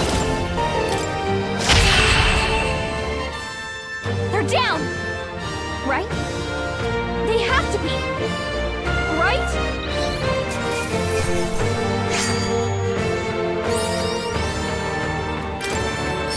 Good to stop. I feel stronger. I shall strike. Excellent! Does it seem... Yeah, that feels nice. After defeating Elegy, we get this cool sword called Dragon's Legacy that's actually for the Seeker, so I'll gladly take that. And after this, we're officially done. There's really nothing else to do now, besides just prepare for the final day. All my requests are done, all the links are done besides Basilio's. I ended his on 7 because I didn't get a chance to fight his friend Vinka, so you can get to rank 8 because, yeah, just the last day ended up rolling around and I didn't have time. It sucks, but you know what? Like, I'm not even mad about it because I generally have completed everything else besides that. Eventually, the day rolls around and the team has to get ready to jump into the Tyrant Star so we can defeat Louise and save the country. Now, Tyrant Star is the final dungeon, so this is basically like all or be all, no turning back. Now, you can go back to the Gauntlet Runner to get your MP and HP restored for free, so I like when games do this. That's pretty nice. Also, Nuris himself sells some stuff too. Like, I'm pretty sure he sells equipment and he also sells some MP restoratives, so I'd gladly cash in on that if I was you. Now, in terms of the dungeon itself, there's tons of humans here and most of them are stronger than you. I'm like in the 70s right now and most of them are like either my level or above. I decided to avoid most all fights here because I wanted to stay under leveled for the sake of the run being entertaining. Now, I did choose to fight some insta-kill enemies like the teeth. Most of the teeth are kind of weak and I fought some weaker birds. Now, there are some big teeth I decided to fight because I wanted their items, which were these mirrors that repel physical and repel magic. These are very important from the final bosses, so yeah, just keep that in mind. Now, besides that though, there really is nothing else here to to do because I'm trying to stay under leveled, and Tyrant Star is just a loot faucet. The amount of good stuff you can get from this place is crazy, but in this case I don't really want it, so yeah, I just kind of breeze past everything and get to the checkpoint where I can fight Louise. Also, here you can find a bunch of places where there's like these humans scattered around the map, and you're supposed to fight them to weaken the final boss. But I'm not gonna do that. I'm gonna fight the hardest version of Louise there is. So yeah, stay tuned for that. But yeah, after traversing Tyrant Star, we eventually make it to Louise, who says we're not the only ones who can use an archetype, and his archetype is Emo Zephyroth. So now we gotta duke it out. Now, Zephyroth Louise is kind of just like every other boss where Heismay dodges, they lose turns, and then, wanton destruction for damage. However, he uses AoE physicals, so I can't take too much damage on the party. Now, we can survive a few hits, so it's nothing I can't heal back. But if he does crit, it does get a little bit scary. But again, yeah, as long as Heismay is on the field, there really is no imminent danger. Now, in the first phase of this fight, I should say, it's kind of not like a phase, it's more like a threshold. But yeah, in the first part of this fight, you're allowed buffs. But yeah, after you reach a certain part, he won't allow any buffs at all. No debuffs, no buffs. He'll instantly just spam Dekaja and Dekunda. So yeah. Also, when you get him lower, he'll start spamming heals. And his heals are like worth 700. So if you're not out damaging those heals, well, you might actually start lacking in damage. So just make sure you keep the pressure on. But yeah, it's, again, not really a hard fight. It's kind of just, Heismay dodges his AoEs, make sure I keep up with healing, wanton destruction for damage, and eventually Zephyroth Louise was done. After we defeat Louise, he runs off again for like the fucking 9th time, so we gotta give chase. But this time the humans are after us and they're trying to stop us, and we get a very, very cool cutscene. So basically the entire cast is trying to protect the Gauntlet Runner, as Nurse is trying to make a getaway with the prince, so he can take him to Louise and just fight him on his own, while everyone else holds off the humans. Now what I really like about this cutscene is that everyone actually changes into their archetypes in this cutscene, and you can actually see everyone within them. Now, I really like this though because it feels in-game to my challenge, because in my challenge I've only been using base archetypes, and in the cutscene you don't see any other archetypes being used but the ones they originally started with. Like Hulkenburg uses the knight, Strohl uses the warrior. It's very, very cool. I really like it. They all stick to their own archetypes. It's very cool.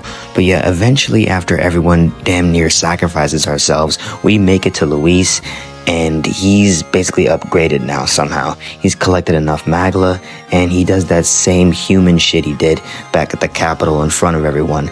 And of course, we just fall victim to it, and we die. Well, we don't die though, because Moore ends up saving us. After Moore saves us, he tells us we don't have to worry about that reality anymore because it's not real, it's fake, and we'll never have to worry about something horrible like that again because the book we've been reading is actually the real reality the whole time. He shows us modern day Shibuya, Japan, and says that we can live here forever as long as we accept the reality we've been living in is not real. But let's be so for real. If the Phantom Thieves are still running around in a place like this, then this is not no damn utopia. So the MC catches on that as well and says, yeah, this place is not a utopia, and what about all my friends? What about what I've been fighting for, and whatnot? And Moore basically admits that he is the late king. And I get that. I really do feel bad for Moore, because I get it. He does not want to see his son die for the second time, at least in his eyes. And he tries to fight us. And we get into a boss fight. Now, this boss fight forces the prince on you again, so you know that I only have to use items, which gets very tiring. Now, this Moore fight is basically impossible to lose. Now, thankfully, I had enough items that I can just keep throwing items at him for days, so I was chilling. Also, I had enough heals to just heal myself for days, so yeah, I was never in any imminent danger. However, his giant slice, crit me a few times, and I actually got a little nervous, but yeah, no, I was good. It just took a while to beat him. After preparing my team and equipment, I leave academia for the last time, which is definitely a lie. You know I'm not going to clear this boss in the first try. I will be back here very soon. But anyway, after I wake up, the team somehow aren't crippled from their insane stunts, but hey, whatever, we move, I guess. And we try to convince Louise what he's doing is wrong. But instead of listening to a single point we make, he just tweaks out and gets into his human form. So it's time to finish this for good this time. No more running, Mr. Louise. Now, the first phase of this fight isn't actually that bad. Louise has 3 masks, which all have their own resistances, but it doesn't really matter when you're using FFT with Junah and Eupha in the MC. The weakness damage isn't as good as Wonton, but it's still pretty solid enough. Now, in terms of his abilities, he mostly has everything in the game, but he only really uses AoE magic attacks or physical attacks. Most of the time, Heismay has me covered with dodges, but sometimes he does hit the full party. I didn't put any mirror repels on Junah or Eupha, so they kinda are unprotected, but it doesn't really matter because I stocked up on a lot of revival beads. Also, thanks to the MC's item passives, heals are worth a lot more, and I have enough to MP to keep up the entire fight. So yeah, for the most part, this fight isn't really hard. It's just incredibly long. Each mask has to have like at least 20,000 HP minimum. So like, yeah, tearing through each one of these is a long process. The only thing I'd say to worry about in this fight is his sacrifice move, where it looks like he's about to swallow a golden statue. If you don't take that out in one turn, the attack that follows is kind of devastating. And honestly, I wouldn't recommend trying to tank it either. So whenever the sacrifice move comes out, just focus your attack on whichever mask is trying to swallow it. Since I had all masks sweet to ice, I could easily capitalize on it and take it out. But yeah, eventually after all the FFTs, I took out Cherige's phase 1 on my first attempt, surprisingly. Not this one. Not, I defer to you. Our new world and its ideal about cruelty's eye. Never mind.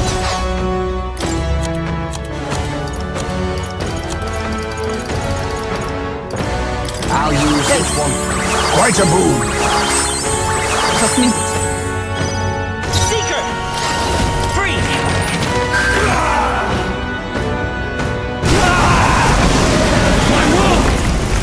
My perfect world!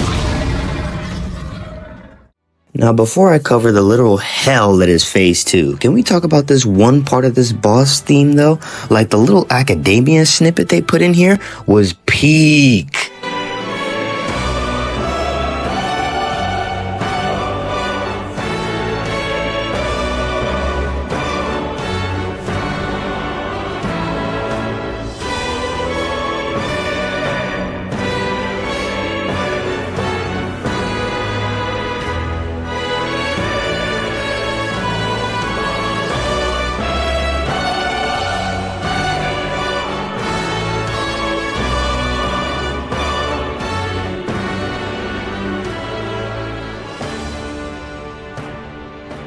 Man, that is so fire. But yeah, let's jump into phase 2. Probably the hardest fight in this entire run, and I mean that. Legitimately harder than LG, because it's just, like, what do I even do? So yeah, first off, since I didn't take out a single crystal back in Tyrant Star, Louise not only has 8 press turns, but he also has 80,000 HP. If you didn't know, but if you take out all the crystals, it also decreases his HP, not just his turn amount. He has about like 28,000 if you take out all the crystals, but yeah, I didn't do that, so he has 80,000, which is insane, by the way. I don't know why the fuck they decided to like make HP a factor too, but yeah, this is just cooked. There is legit nothing I can do. Where do I even start? Like, first off, Louise legit has a skill called High Pressure that just removes all your press turns, and yeah, like, we don't even have turns to work with here. He also has very strong AoE moves like Sandstorm, which is almighty, by the way, so we can't block it, repel it, nothing. And nobody survives it besides Heismay. Now, I knew I was under-leveled for this fight, but damn, Louise is like in his 90s, and I'm pretty sure I'm like in the early 70s right now. So yeah, that's like a 20-level gap, meaning I'm gonna have to go back and do both fights again, so it's back to the drawing board. I won't be covering the first phase anymore though, since every attempt on that phase is kind of easy and not my main issue. Now, my main thought when I was back in academia was, how can I reduce the amount of damage I'm taking? And boom, it hit me. Sturdy Stance. It halves all damage, but you just can't dodge. So I'll try to put it on everyone but Heismay. Now, Samurai is an expensive archetype to get though, and luckily Basilio and Strohl already had it unlocked, so it wasn't too hard to get Sturdy Stance on them too. I just had to give it to the MC and Hulkenburg. I didn't have a chance to give it to Eupha and Junah because I almost ran out of leaves. Next, I had to make sure I gave the Repel Mirror to the MC and the Magic Repel to Hulkenburg to maybe get Louise off our backs or do something, I guess. They were just going to waste. Now, my second attempt was literally better by, yeah, only a few turns. Everyone shortly died after because he used High Pressure, and I just can't do anything with one turn. What do I even do? Louise legit likes to hit you with debuffs, buff himself while using ailments and using hard AoE hits. There was no way I was going to win at this rate, until I saw the MC, the last one alive but still standing after a few turns, and it low-key hit me because I realized that he follows a particular pattern. First turn is usually a debuff, a buff, or high pressure. Next turn is either an ailment or a magic attack, and third is always a physical attack. Now since I had Repel, Fizz, Mirror on the MC, essentially he would always take away his own turns and damage himself on turn 3, and turn 2 would never kill me as long as I healed up with one of my press turns. Since I had sturdy stance, I could survive any magic attack he threw at me as long as my health was at full. It sounds insane, but yeah, I'm basically saying I might have to wait for Louise to slowly kill himself using Repel Physical. I mean, there really isn't any other way. Now, I was very skeptical about this idea at first, but yes, this actually works. Since I had a lot of HP items, I could essentially keep healing as long as I needed to. Also, Seeker has Day in there, so I could also use that as well. Also, I have a lot of magic items, so whenever I was at full health, after his turn, I could use them for a little bit of extra damage. In fact, whenever he uses ailments on me rather than magic, I heavily encouraged it, because this means I wasn't taking magic damage. The only issue is if he occasionally uses Milady, because that is the only ailment that makes you where you can't heal, which obviously puts a detriment on me. Besides that, every other ailment he hits me with is not an issue. Now, obviously, because Louise has 80,000 HP, every repel is doing around 200, and every item I'm throwing at him is doing like 430 or around there. So this was going to take a very, very, very long time. I just turned on some YouTube and strapped myself in for a very long fight. However, my recording died at around like 45 minutes, and I actually died to something, and I didn't even get a recording of it, but on my second attempt I can show you guys what happened. So basically, Louise has this skill called All Reset, which is like a fucking nuke. I don't even know what to describe it, but yeah, he just blows up everything. Basically, it works like occasionally you'll see him like charging Magla, and then eventually on the third charge, he'll just release All Reset, which just, yeah, it does a lot of damage. And on the first attempt, I wasn't ready for it, and I just died. On the second attempt, luckily I had full HP during the time he used it, and I survived it, but with barely any health. You know what, just watch this shit.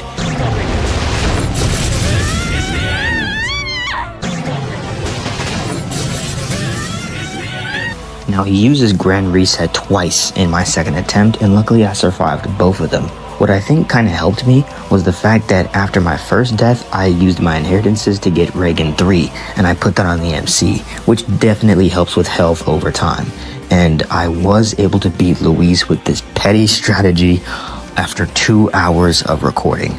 Now, I'm sorry if this is a little bit unsatisfying as an ending, but genuinely I had no idea what to do with a party so low leveled against a boss so strong. I have no clue, so if you have any ideas, just drop them down in the comments below. But yeah, I will ask the question, can you beat Metaphor Renfantazio with only base archetypes? Not really, because the game forces you to use others, but in hindsight, sure, yeah.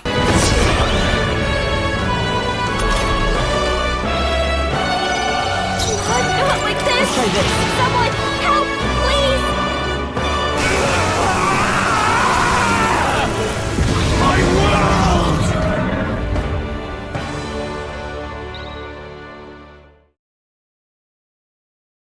Hey, if you made it this far, thank you so much. This took centennials to make. I'm serious. Like, I probably fucked up my whole YouTube algorithm and schedule doing this shit. But, you know, I did want to do a metaphor run, so, you know, I'm glad that I got this done. But yeah, I'm probably not going to do a metaphor run like this again. I definitely have burnout on this game now, so I think I'm going to do some other things. I might do like a Persona 3 run or something like that. So if you guys want to see it, just let me know in the comments below. Or if you have any other questions besides that, let me know in the comments below. Also, huge shout out to Cito, to 2V, to Zero, to all my good friends who helped me out with this video. Cannot thank you enough. This took forever, as I just mentioned, but yeah, I'm glad I got this done though, and it definitely was entertaining, challenging, and sometimes very fun. So have a good one, guys. Legendary out.